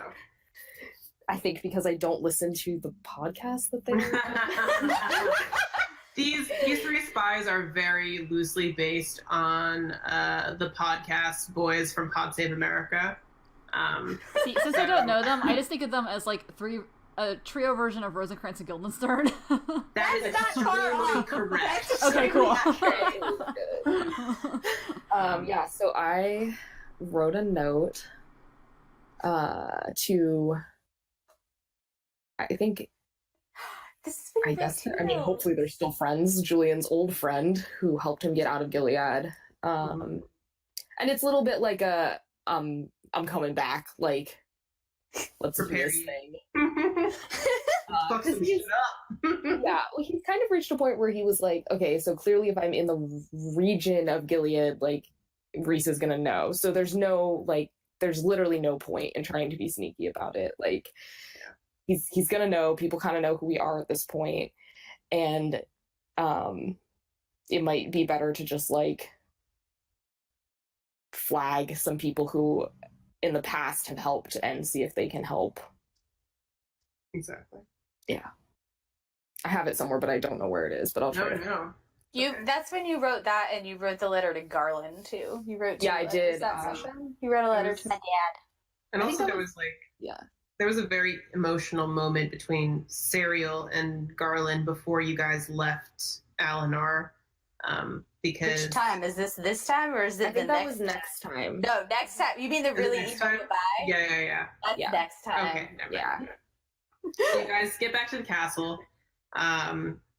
Oh God, no! It's gonna get worse, guys. It's about to get super bad. Wait, actually, is that? Hang on. Let me check my notes. Gotta check the notes. No, that is the goodbye. I'm sorry. I think it is. It is the goodbye. I don't think you guys get back to Alinar. Yeah. No. Okay, so here's what happens. Shit! What the fuck? No, we have the talk with all of us with Fen. Yeah. Yeah. And you go to the castle. We go to Alinar. I do not remember why we go back, but I know. I do know why we go back. So basically, you guys go to the keep. You reconvene with everybody. We have an emo talk with Fen, so we have to do the.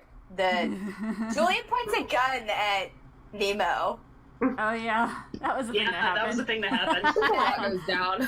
Yeah, so Nemo tries to sneak past us, and we're like, "Hey, fucker, we see you.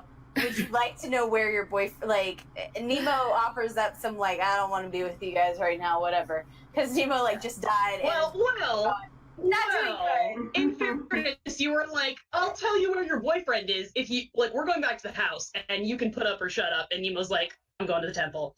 Fine. Yeah, and I was like, "I know where your boyfriend is." I think, yeah.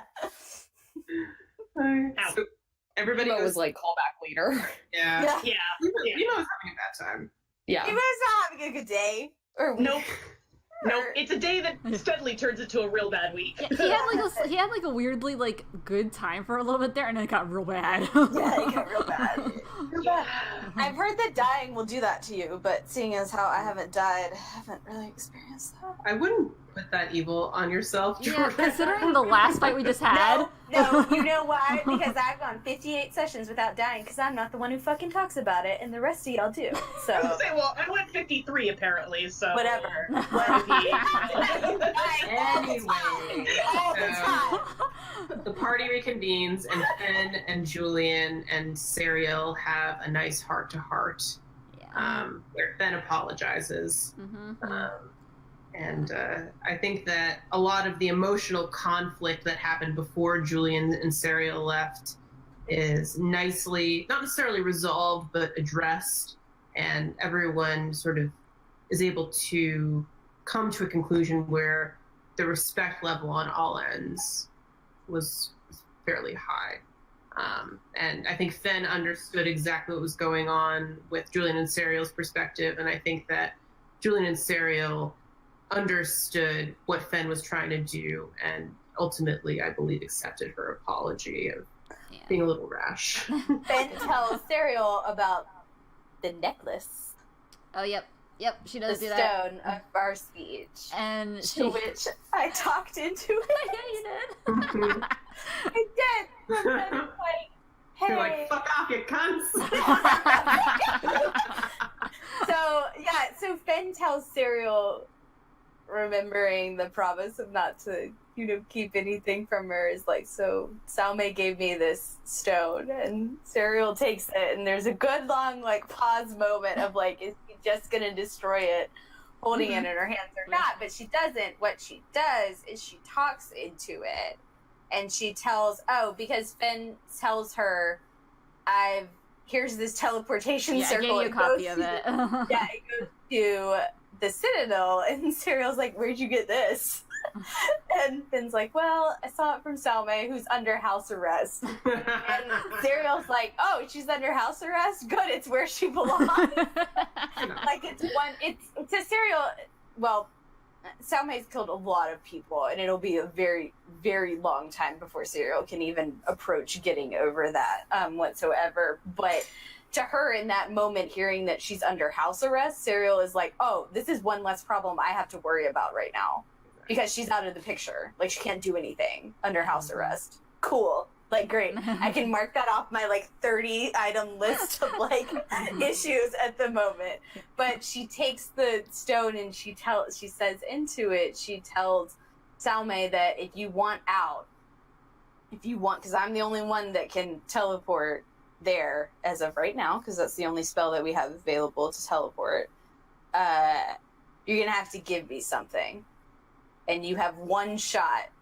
You have one chance at telling me something good enough. Yeah. And then it's lost forever. And then she gives the stone back to Fenn. It's like, well, I didn't really ask you to get me out anyway. Yeah, but I did tell you about the location. But then she just I did tell her the location of Lunaria, and Fenn just looks at the stone, looks at Sarah's like, she said she'll consider it.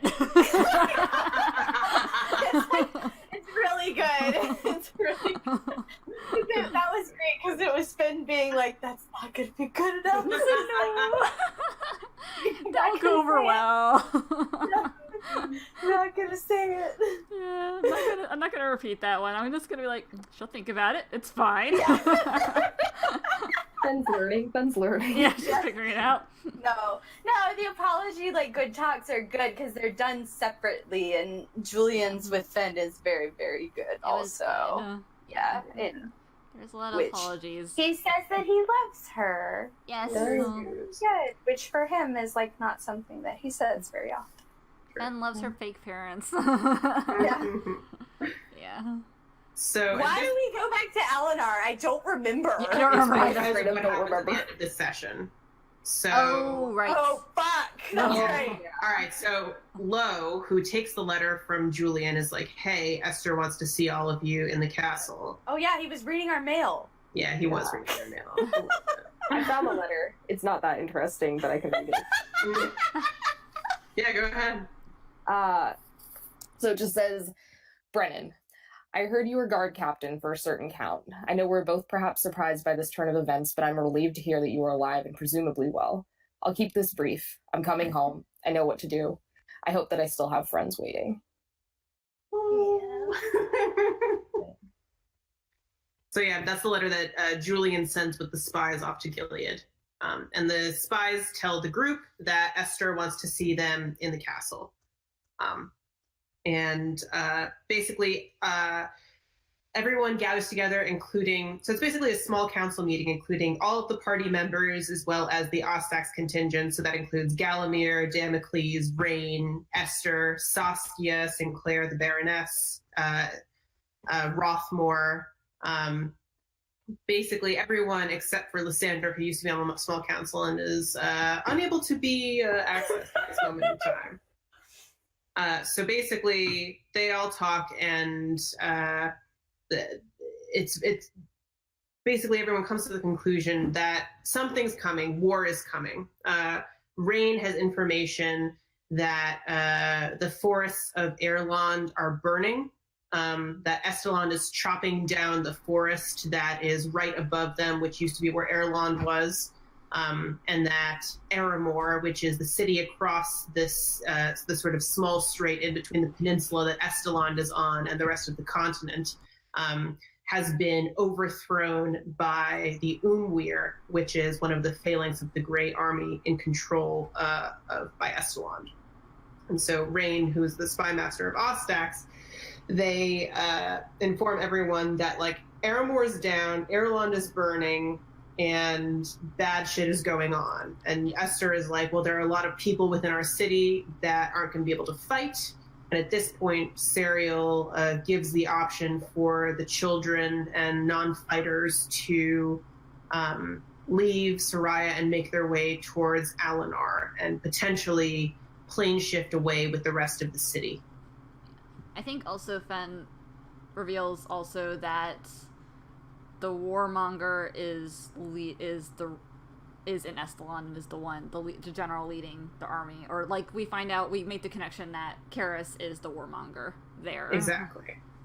There's been like a lot of rumors about, you know, who or what are the harbingers, where are they living.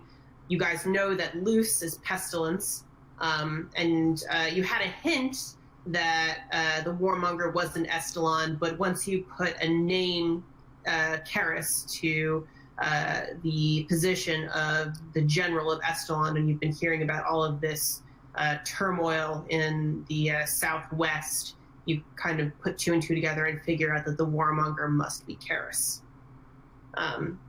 In addition, Serial, who wears a ring, a twinned ring that the other set belongs to Daerun, feels a pain along her hand, and the ring that basically is like an alarm ring. Like, if something bad happens to me, this ring will set off. The ring breaks, and Serial's like, fuck. Immediately, she's like, we gotta scry on him right now. Like, it's gotta happen. She like loses it, interrupts the session, then scries, and it's not good. It's bad, guys. Finn sees Daerun being tortured. Yeah, basically, Daerun, who has been sent by his father, Lord Shademore, who uses all of his bastard children as spies throughout the continent, sent Daerun, who is now the eldest of the 7, or now 6 that exist, because one died in Soraya. He sent Daerun to check out Estelon and Aramor, and somehow Daerun was captured by the warmonger himself. Daerun was supposed to be coming home. Yeah, Daerun was on the way home. Yeah. And managed to get snatched up by the Umwir. And so when Fen scried upon Daerun, she watched as the warmonger cut off one of Daerun's ears, sealed it up in an envelope, and was basically like, this will be a nice present for whoever's on the other end of this little spy. So yeah, that doesn't go over super well. To put it lightly. Yeah, Finn comes out of the scry. I think like Serial just starts to lose it. Yeah. He turns around and leaves the like council room immediately, and is just in a blind, like, panic state of like, gotta go fast, gotta go right now, gotta go, and yeah. So at this point, the group fast travels to Alinar to talk to Lord Shademore, because Lord Shademore knows exactly where Daerun was. So they discuss about, you know, where is Daerun? How did he get caught? What information did he possess? Shademore tells you a bit about Estelond and the Grey Army, and why he was in Aramor. He talks about how there are 3 queens in Aramor. There's Queen Lot, Queen Petra, and Queen Annalise. Queen Annalise is dead. She apparently hangs from the rafters of the castle there. Queen Lot has been captured, and Queen Petra is missing.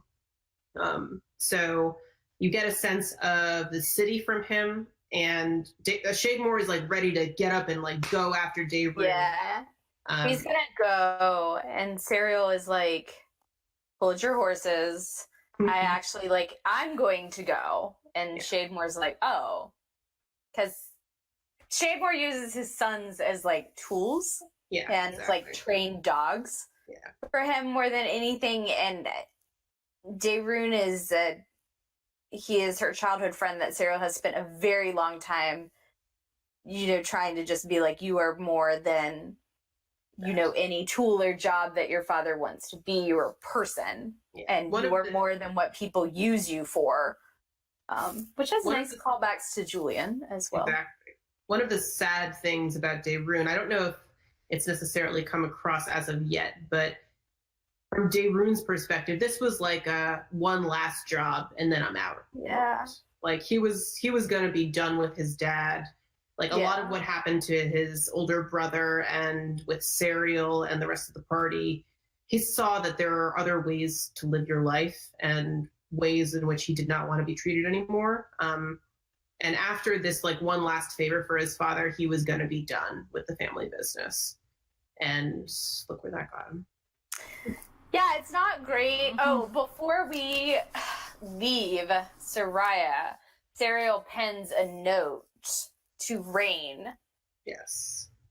Oh, okay. So back up a little bit. We know that we have to get to Aramore. You guys, dear listeners, don't. Well, there is the map. You can find it on the Tumblr. But so Aramore is way to the south, and the quickest way to actually get to Aramore instead of like walking is by boat. And so we know of somebody who has a very, very fast and stealthy ship. And we know that this is going to be a stealth mission. Gonna have to get in and get out.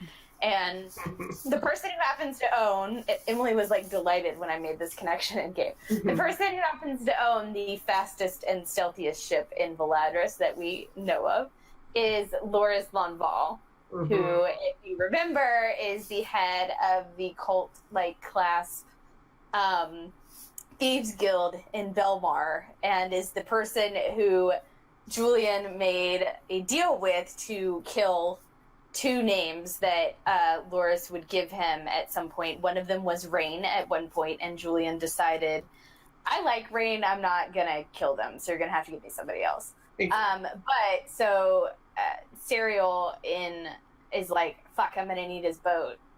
Well, Loris really only gives out things to help people if you promise to do him favors, aka if you promise to kill people. So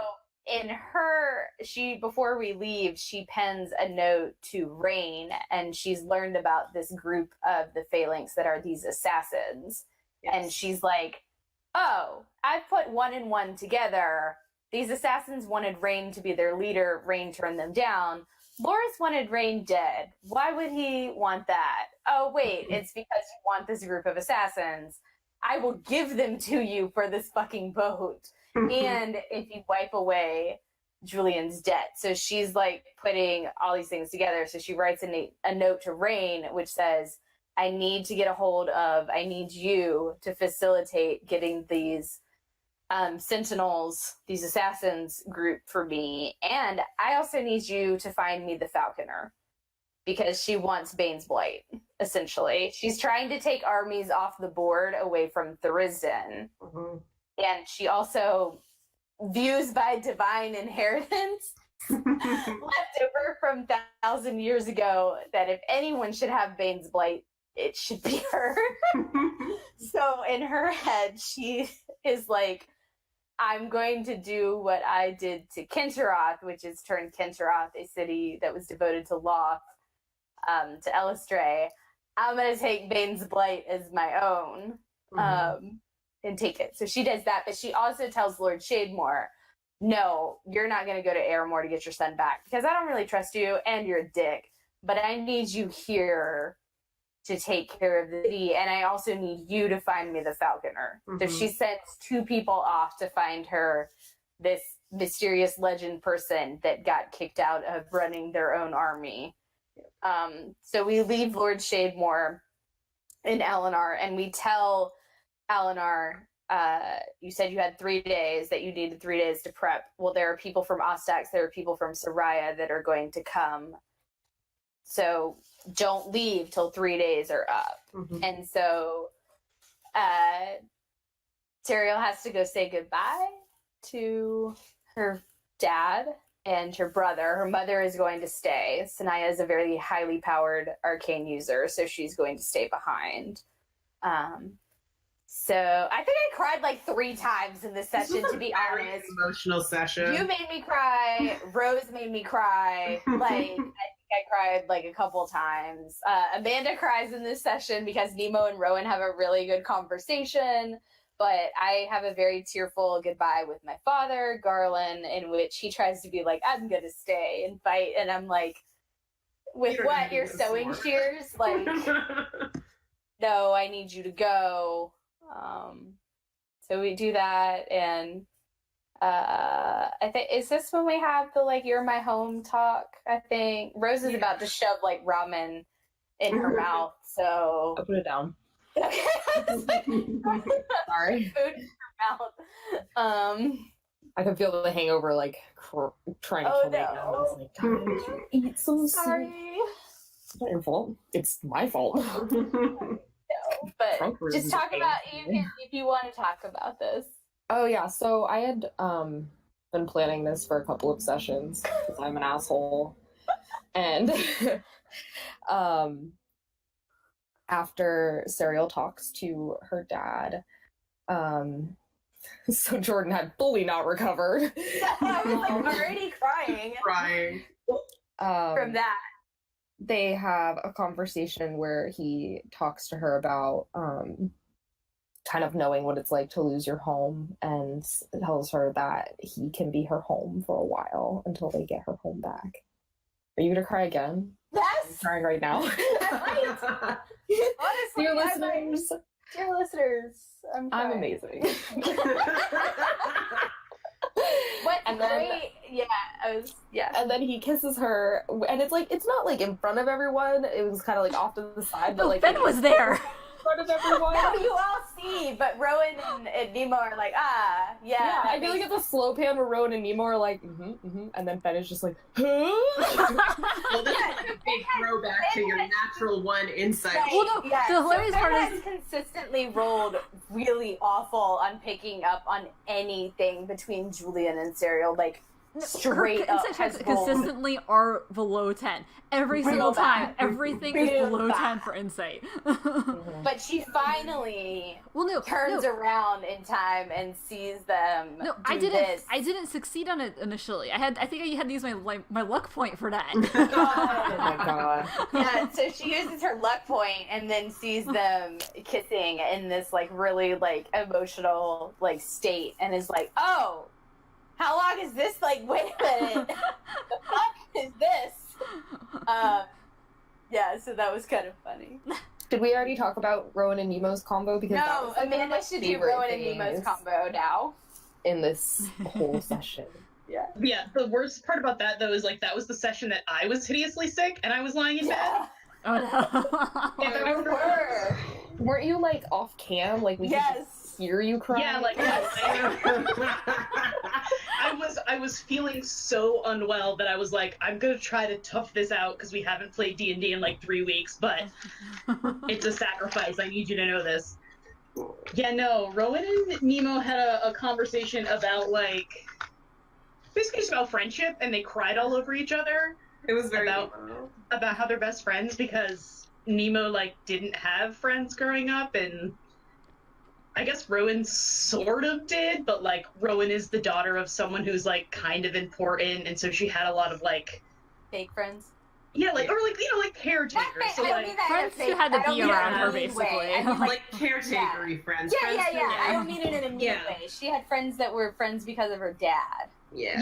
I think caretaker friends is a good way where it's like I feel like they were mostly older than her and like Yeah. they're looking after her, and even if they do enjoy her and like the friendship is real now, it's still like It's very different from when she gets the 4 of us as friends. Yeah, exactly. Yeah. Yeah, That Amanda was very like gross sobbing and we couldn't see her face. And I literally asked at one point, I was like, Amanda, are you crying? And you were like, yes. This was such a It's combo, true. though. It was really good conversation. We Yeah. learned a lot about Yeah. Nemo. Yeah. I was like, That's why I'm like, we'll get to the questions later, but there's some Yeah. questions where I'm just gonna have to be like, I have to pass on this for now, because like, It hasn't come up. shit, Yeah. like it hasn't come up, and so I don't But want to like spill the beans I'll before just say basically between Rowan and Nemo, it sort of came out like Nemo, we learned through the Dantalian arc that Nemo was a very nerdy nerd boy. Yeah, when he was young and he liked to read and he went to the library and he was picked on and he didn't have a lot of friends. His older brother Linus had the friends, and Nemo is like, I don't. Now you'll remember, like 12 hours earlier, Nemo had a gun pointed to his head by Julian because the frustrations have like amounted. Serial's basically done with Nemo at this point and is just like, I'll talk to you if I have to, but like there's like tension there between that and everything. And Nemo's like, I didn't have any friends and I don't know why these two don't like me anymore. I don't know what's going on. Like, I don't know what I did. No one seems to like me. Like, and it's just a very like tender moment of Rowan, like full circle from a discussion many sessions ago with Rowan being kind of like, you know, I don't get why people are mad at me or like friends or like that's not how friends are. Rowan getting the youngest, getting to give the advice to Nemo on being like, you know, Yeah. like Even though I sometimes you gotta like, you know, say things. I love you, but like nobody knows what's going on in your head. You want to say something about it. Even though the timing, like right now, is like not great. Like, yeah, like if this had been like a session or two before, we might have like made some progress. But as it is, it's like it was like, no. Yeah, it was like not good. So what happens is like Serial comes back from her dad like crying. Nemo has been crying. Rowan has been crying. So Finn and Julian are just like, I guess like this is fine. I guess we're gonna go to Belmar now. Everyone's fine. This is cool. Like, you know, 3 out of 5 party members have tears like scrubbed away on their face. Julian and Finn doing identical. Julian and Finn just vacuuming doing identical. Bye. Yeah. I mean, Julian at this point had got into full like crisis control management mode. Like, Julian's very much running like the head of the party at the moment.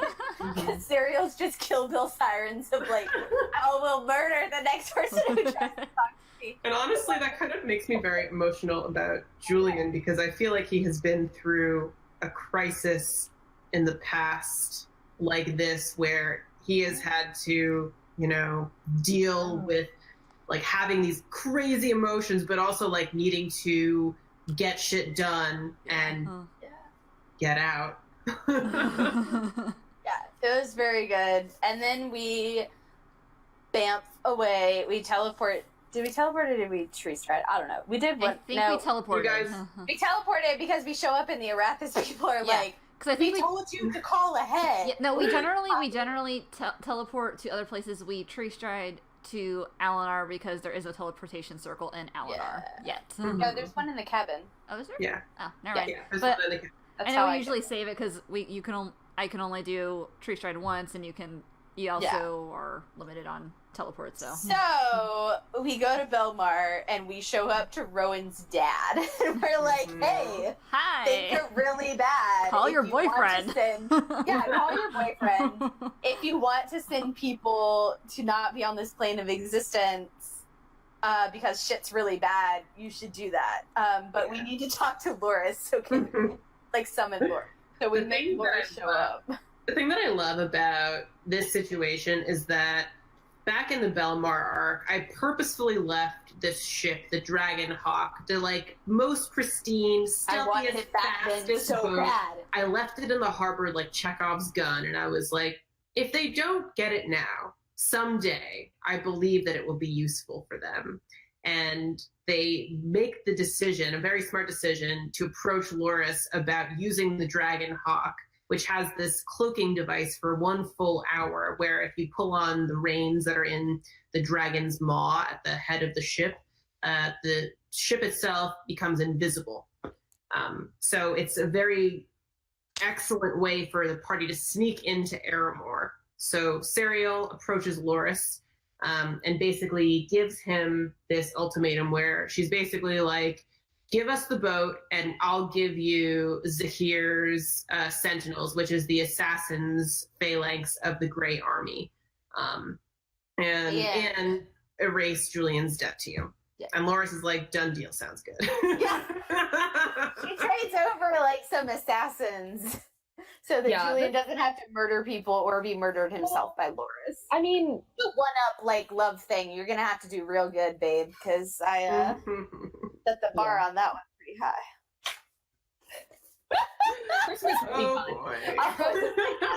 Okay. But I do like this kind of resolution for this Loris plot with Julian, because I had reached a point where I was like, I just don't know what I'm going to do about that. Like, I guess I'll just kill Loris. Feels like the only solution. And this, I think, is actually starting to inform a lot of Julian's decisions, because I think it kind of informed the letter, too, and some other stuff, where he's just like, at this point, I am becoming kind of, like, unfuckwithable. Like, he's the only one with the actual, like usable vestige, because he's like a sword. He's like, I have a fire sword, and I have a gun, and no one else has a gun except for me. Like me. And my girlfriend is like a time bomb, basically. And, like, he's kind of hitting a point where he's spent so long being the bottom of the food chain that now he's kind of like, I guess I just killed Loris. What's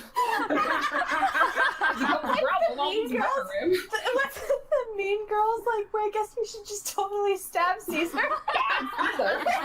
Exactly. That's Loris. That's Julian's train of thought. Is just like, yeah. When he decided not to kill Rain, he was like, "This is gonna have consequences, but I like them, and like, I don't really give a shit about Loris." And then he was like, I mean, what is Loris gonna do? What is he gonna do? Well, that would have been a very interesting confrontation to have, as I will say about that. Yeah. I kill Bill Sirens on like Loris showing up to kill Julian. So in the back of her mind, in the back of mine, for months on end, I've been like, how do I solve the Loris problem? Like, how do you solve the Loris on ball? You solved my Loris puzzle. Yeah. When people want to kill him, he's just like, get in line. Like, I don't care. Her point of view also is like, yes, I'm giving you assassins, but like, I can deal with you at a later date if I need to. Yeah. You know, like, she's ranking priorities, and he falls later on now. Like, oh, in 5 years, if I need to like deal with you, I'll deal with you in 5 years. Okay. All right, so everyone gets on the boat, gets on the Dragonhawk, and you guys make your way from Belmar towards Aramor. On the way, basically, Julian and Cyril are like, okay, we're gonna go below deck and just like revel in the fact that we have a fucking moment. So, make our to-do list of problems. Oh yeah, we did. There's a long to-do list where everyone sort of is like, well, we need to. I think I have the list somewhere. We have the list, yeah. Jordan does, I know. The list. But she's off screen right now. What the fuck do we do now? Yeah. Yeah, I know we have a list. Yeah.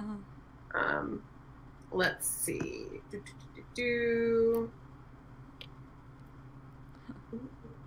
So of course now Jordan chooses to walk away. I know. She's our best note taker at She's this our point. Marisha. I genuinely like don't take notes anymore. I make like little notes for like little things. Like I have a note of the Queen's names, for instance. That's right. Yeah, I try to take our list of things to do. Oh, I have the list. Yeah, there we go. Sorry, I had to feed the cat. That's no, that's okay. The needy cat. I only take emo notes, so I don't know things that I shouldn't know. And then notes all around. Are we talking about the list that we make at the bottom? That Madeline is like, we should make a list. Okay, so the list in no particular order of importance or ranking is Davrun, the desert, the Lunaria, Dealing with the Fury, aka Micah, wherever Micah is. Lysander, Isolde, and Gilead all got thrown under, like, we all listed them, and then we were like, wait a minute, all this shit's connected. And sidebar to that, underneath that is the vestiges that are in the Shadowfell, may or may not be there. The Feywild. Let's see. We wanted to see if Ardenelle, where her missing notes are, because we know that some rich people in Gilead may or may not have bought Ardenelle, the bard from 1,000 years ago, who kept the story. We are missing information on how Thurisdan was locked away in the pit. It's not in the book that we have, and so we, as a party, were like, maybe Ardenelle wrote it down in some other journals. Like, where that information at? So that's on there. Salme is on the list because Finn is like, my not girlfriend is under house arrest. Could we do something about that? Also, we get the Citadel. It's all cool. Yeah. And Bane's Blight is on the list. Of course it is. I will not fucking let that go into the army's mind. So, yes, that is what I have as our list. Yeah, and of course like, Thurisdan is on there as a general, like, just a Thurisdan list. Yeah. He was like, quote unquote, Thurisdan. Yeah. And then we fight. Then the gang fights a big shark. Big Yeah, shark. so this The one's Meg. really funny because Serial and Julian are off snooping around on the boat, being like, what's Loris keep on his boat? Like, what's all on here? And, like, carves That's her the only initials. thing we were doing, dear listeners. Yeah. Dear listeners, that's not, no. So I carved my initials. Serial carves her initials into the boat because despite being very old, she's also a brat. And then we were fooling around. Just a little. Just a little. Just to And make there a was a point. bump. And there's Yeah, a bump we were that totally only... gonna have sex on Loris's boat. And then a little bit. Then there was a bump against the side of the ship that only Rowan kind of noticed. Well, she did fail her initial perception check, and a giant shark started attacking the boat. And over the course of this fight, you guys realized eventually, after many, many failed intelligence checks. Also, and sidebar, dear listeners, the ocean keeps trying to kill Fen. that's true. But this is actually right after a level up, so Fen was able to, for the first time, go into her water elemental form. Yay! Yeah, it was like we were like the leading up to the fight, like because we knew we were gonna fight a shark because it attacked at the very end of a session, and so we knew going into it that there was gonna be a shark, and so up to that fight we were like, okay, Fen's not going in the water. Fen's not going in the water. Immediately, the shark jumps over the boat, grabs Fen in its mouth, and jumps back into the water. Yeah, I think it was like 4 or 5 like straight up failed survival checks by the 3 sailors on the boat: Rowan, Prospero, and Adrian. Yeah, And then our druid, all The gang for the so gang long to figure out. Prospero and Adrian, 2 of Rowan's sailor friends, with them on the Dragon Hawk to assist in sailing the boat itself. Anyway, after a while, you guys figured out that the Meg did not want to fight you guys as long as you were not in its territory. So eventually, just by sailing away, you managed to solve my Megalodon puzzle.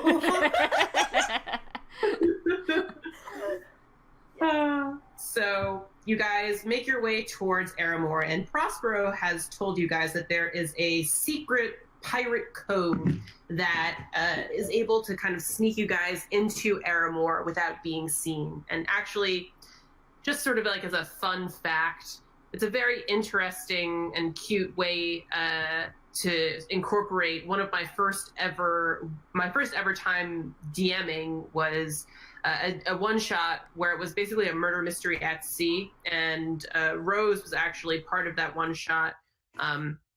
It was. And it was a cove that I had used in that one shot. So I recycled it, as I think all great DMs do. And basically it's this cove where if you put your blood onto a particular stone, it reveals the port to you. And Prospero was able to spot this particular stone and reveal the pirate cove to the rest of the party.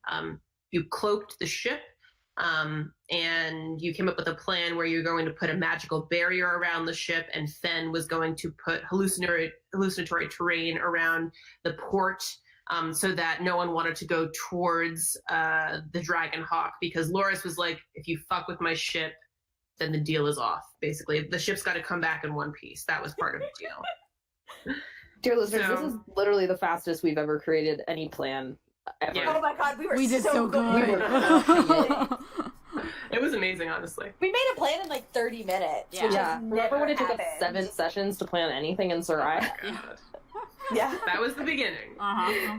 So you guys managed to make your way into the Pirate Cove, and Prospero told you guys that there was potentially a pirate crew that he knew of within the port of Aramor that he might be able to convince to help y'all. So you come across Melora's Mercy, which is a pirate ship that, again, was the ship that was in the original one-shot that I ran way back in early January 2017.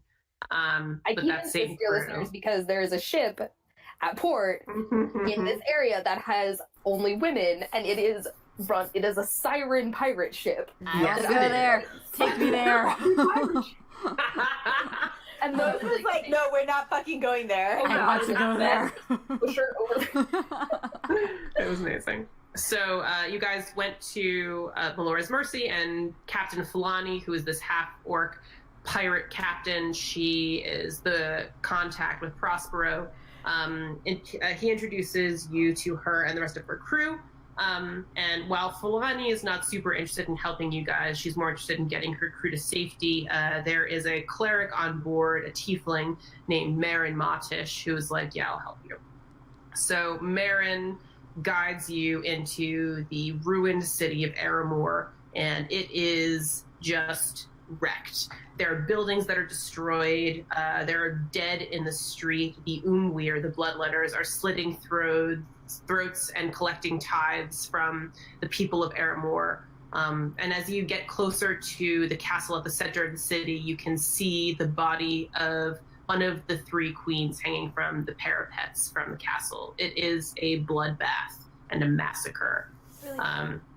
We dressed up as, we disguised ourselves as key members. Oh, yeah, members of the How cult. we got through.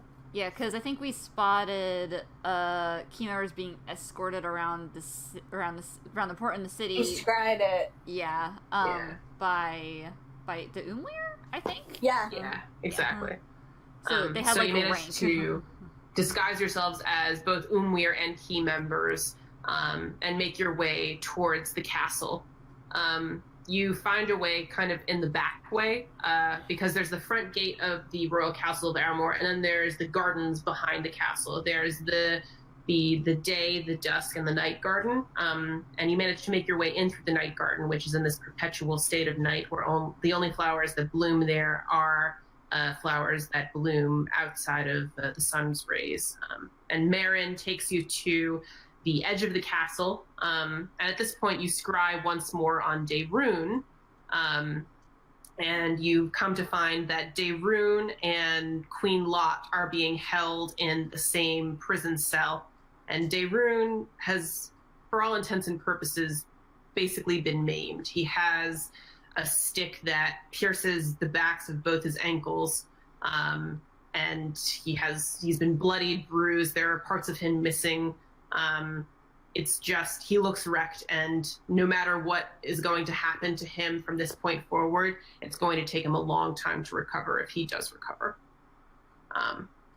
Lot has a discussion with what looks to be the warmonger at this point. You kind of spy on the warmonger and one of his underlings talking to Queen Lot, being like, where the fuck is Queen Petra?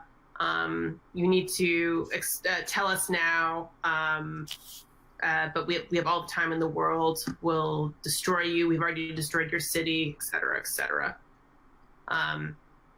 So Queen Lot and Daerun are in this cell, and basically you guys are like, all right, we'll enter the dungeons with the help of, there's a halfling that Marin knows that lets you inside the castle itself. And basically, this is go time. Look, it turned out being a pretty good plan. Yeah. After someone just let me choose to murder. Okay. So at this point, I believe it's at this point that the Fury kind of takes over again. Yeah, at some point I failed. I think an it's insight after roll. the After this. yeah. I think it's right at the fight. You try. So we go through a couple plans where like we're gonna sneak down, and then we find out that like through some like stealth checks and stuff like that, that there are a couple like really shitty guards, like just awful human beings that are up front, and so we spend a little time being like, how are we gonna? What's the best way for us to take them out? Like, should we, Two Rogue It style and, like, just, assassinate them that way? Or Serial has this feature that she can essentially, when she rages or goes into the Fury state, can just release a bunch of magic, which involves me sacrificing my, like, high-level spell slots that I have at the time. She's really keen to that idea.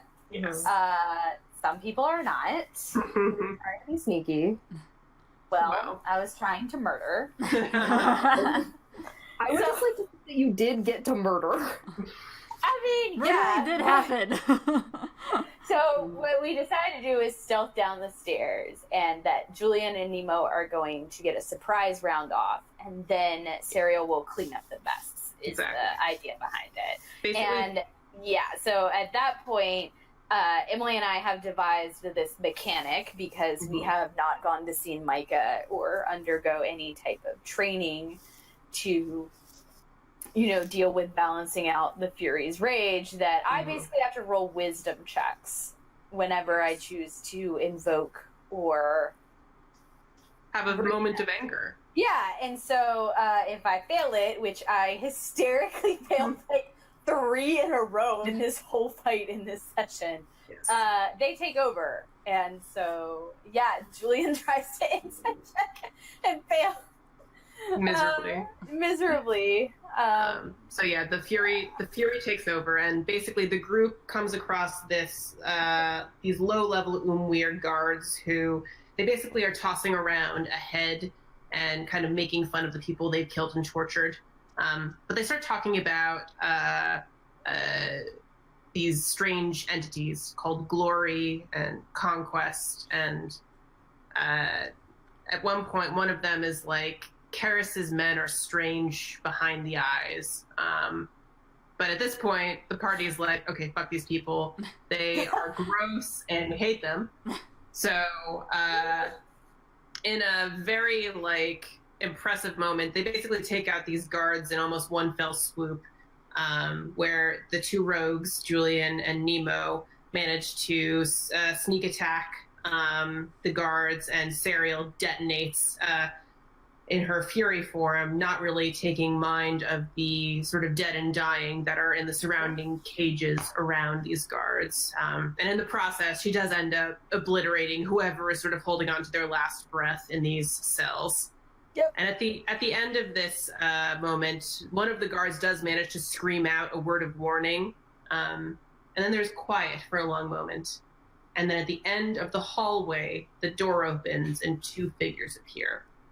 There's one figure in front who is a little bit shorter, who has like a ponytail, and as it gets closer, there's like a fire behind their eyes. And then behind this sort of ponytailed general, there looks to be sort of a larger man with a giant glaive, and it is revealed that this is, in front is Glory, and behind him is his rider Conquest. So these, at first, the party is like, holy shit, this is the warmonger. You ready for this? Yeah. We're in this. And then Fen recognizes, Fen's like, wait, no, this isn't who I saw. Yeah. So the party gets into a knockdown, drag-out brawl with what looked to be very high-ranking officials in General Karras's... Made me fight a fucking demon horse. Yeah. It is revealed very shortly after that Glory, who is the ponytailed general walking in front of Conquest, is actually like a nightmare demon horse from hell. I almost die. Like, the horse kicks me in the back of the head and I almost die. Yeah, it's really bad. And also hilarious because Julian, throughout the campaign, has had a lot of issues with horses just through random animal handling checks. And I didn't he go into the actually... game thinking Julian's main feature is that he hates horses. Just like... But yeah, he gets the kill on the horse, and I think also the kill on Conquest ultimately. How do you want to do it? Very pointedly, they do not attack Fen at all. Yeah. They actively avoid Fen. In that best moment, almost best moment ever, Fen polymorphs Conquest into a mouse. It was so good. Yeah, I had to because Nemo had hit Conquest with this special dagger that does damage each round. The damage was higher than the hit points of a mouse, so it lasted for like 6 seconds. Yeah, and we were so excited, and then instantly, never. Yeah, I had it was so good, and then I was like, I don't think this is gonna last, and I'm sorry. It was amazing. I had a list of ideas of what to do because the fight was going so badly. We were getting our asses kicked. I think, Fen didn't get any damage because they were actively avoiding her because they knew who she was. Yeah, they knew that they didn't want to damage the vessel. And Neo wasn't getting a damage because he was being sneaky. But Serial went unconscious 2 or 3 times. Yeah. And Julian was almost. So I tried to smite because now that I have 2 levels in Paladin, I was like, I'm gonna smite, but it didn't work. They're resistant to Radiant, but so it didn't super work. Yeah. But so, I was trying to think of what to do, and I was like, okay, so I could try polymorphing. That's really dicey because it's a wisdom save, I think, for that. The other thought was stone shape underneath Conquest to get him down a floor, so maybe we had time to run. And then my other idea was to use Fen as a distraction because they were looking for her, so it's yeah. But I tried the polymorph and the adrenaline when you were doing the roll. Oh my god. It was amazing. And actually, at one point, Conquest looks at Fen and goes, I think he says, "You're so much like your mother. Yeah. Mm-hmm. I wonder if you have the same hesitations that she does." Yeah. Yeah, that was fucked up. Yeah. We won, though! You did win, and you managed to run into the chamber where Lot and Davrun are being held. And as you run in, Lot has no idea who the fuck you guys are, so she stands in front of Davrun trying to protect him, and you're like, fuck off! Yeah. Well, the Fury is still in charge at that moment, and is like... No. Yeah, Fen tries to take Serial's hand, and she doesn't realize it's the Fury, so the Fury's like, what the fuck? Yeah. It's so sad. And then at this point... to, hand-holding. So at this point, Rowan is kind of looking throughout the chamber, being like, is there anyone else we can save? And Rowan finds a couple of small Aasimar children, an older and younger brother. And they're like, Rowan realizes that in terms of the teleportation circle that Serial is about to draw to get them the fuck out of Aramor, they can only take one. And so the older brother is like, take the younger one, I can kind of fend for myself. And Nemo, because this display of brotherly affection gets kind of at the core of a lot of his character, kind of takes Rowan aside and says, I'll make my own way home. You should take both of the children with you. And so at this point, Serial pours all of her lay on hands into Davrun, and he kind of comes back to consciousness. And the group of you set up, and Serial starts drawing her teleportation circle. Now, for all DM... It's not Fury anymore. Julian asks if Serial can come back, because I genuinely didn't know if she could Elistray stuff as Fury. That's a good point. So Serial returns, and for all DMs out there, this is a very excellent tool to use timers in your game. Because Don't do it! as per the wording of the spell, for a teleportation circle, it takes 10 minutes to draw. So the second that Jordan was like, I start to draw the teleportation circle, I took out my phone and I set a timer for 10 minutes. And then they started talking like amongst themselves about like what the plan was. And slowly but surely I was like, all right, the warmonger is going to start walking. He's walking towards them. Oh my And then god. suddenly like the party feels a rumble. And Jordan's like, they're gone. And I'm like, you have 2 minutes left. And also Nemo was keeping watch also outside the room. Yeah. So he was like, someone's coming. Yeah. So slowly but surely, the warmonger starts walking down the hall where you guys have just killed some of his sentinels, and he's approaching you guys, and you realize now that someone has to be left behind, and it's going to be Nemo in this room where the warmonger, one of the 4 harbingers, is now approaching. And so the warmonger sees you guys, and he basically is like, he looks at you guys and he says that this world is going to change forever. And he looks at Fen and says, the pest's daughter, I wonder if you are, this is when this comes in, I wonder if you're as conflicted as she is. And he says that the Magic Eater, one of the other harbingers, has finally completed her task, devouring a hole between the planes, and that she's always been so hungry. And there's another earthquake that happens, and finally, what happens at this point is that Nemo has disguised himself successfully as a member of the Umwir, and he manages to kind of cower effectively enough that the warmonger doesn't realize that he is not an Umwir soldier. The party manages to blip away to Belmar, leaving Nemo behind in the process. And when the party gets to Belmar, there is another earthquake that shakes the temple. I almost of Arrakis. die again. Jordan, Serial goes unconscious again after a wave Fen and of Rowan, heat. Fen and Rowan open the door, and there's like a blast of hot wind. Yeah, and it hits everyone for like bludgeoning damage, and Serial goes unconscious in Julian's arms again. So Serial and Julian are inside the temple as Julian is trying to revive Serial from her unconscious state, and Started Fen making death saving throws. started making Not death good, saving guys. I throws. hated it. Well, didn't you put a potion in her also? I think I He remember. was Yeah, Yeah. you did the potion. Okay, I just want to make sure I was like right. Yeah, my potions are gone. Fen and Rowan race to the doorway, but before they even get outside, they hear the sound of screams and distant running around the city of Belmar.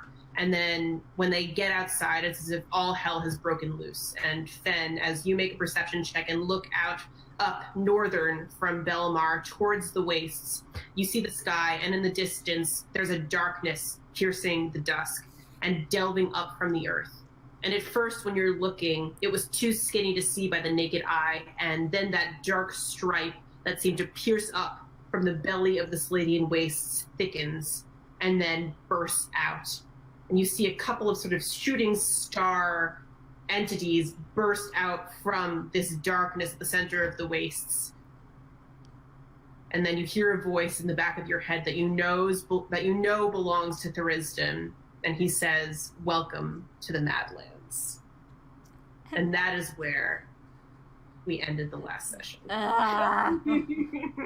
Good time. Next week, y'all. Yeah, it's I right hope. next weekend. God. Yeah. Yeah. We did level up though. Yes, everyone's level 13 now. We can plane shift now. Lucky, And this- lucky number 13. This is something that I've been tweeting about a little bit, but this is like the end game arc. It's a long arc, and it will take everyone to level 20, but this is the end game. Yeah. It's kind of like Chroma Conclave. It was like multiple little like mini arcs in one giant arc. Exactly. Yeah. I'm not gonna lie, when you were like, it's endgame, bitches, I was like, but I haven't done my... You will. I promise. I promise. Not that you in like will. a, not gonna get to me, but I'm just like, I don't want my arc to be related to the endgame. That sounds... It's the kind of thing where there are some particular arcs that are absolutely tied into the end game, and there are some arcs that basically could happen almost at any. I mean, I guess we'll get into this when we get into the Q&A. But there are some arcs that were a little bit more of like a standalone. Whenever you get to it, you get to it. Mm-hmm. I will not say which one yours is. Cool. That's fine.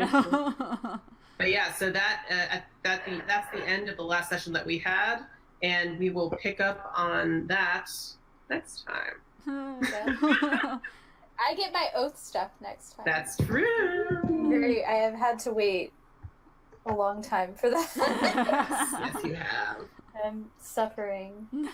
Multi-classing, the joys. Oh yeah. Okay, Well, it doesn't so- help. Like, Emily and I already went through, like, the oath stuff. Oh, So okay. now it's just, like, I've been sitting and... Sitting on it. Yeah, it's been so long. It's been painful waiting for this session because like me and Jordan need to stop DM each other because we're awful. We're terrible.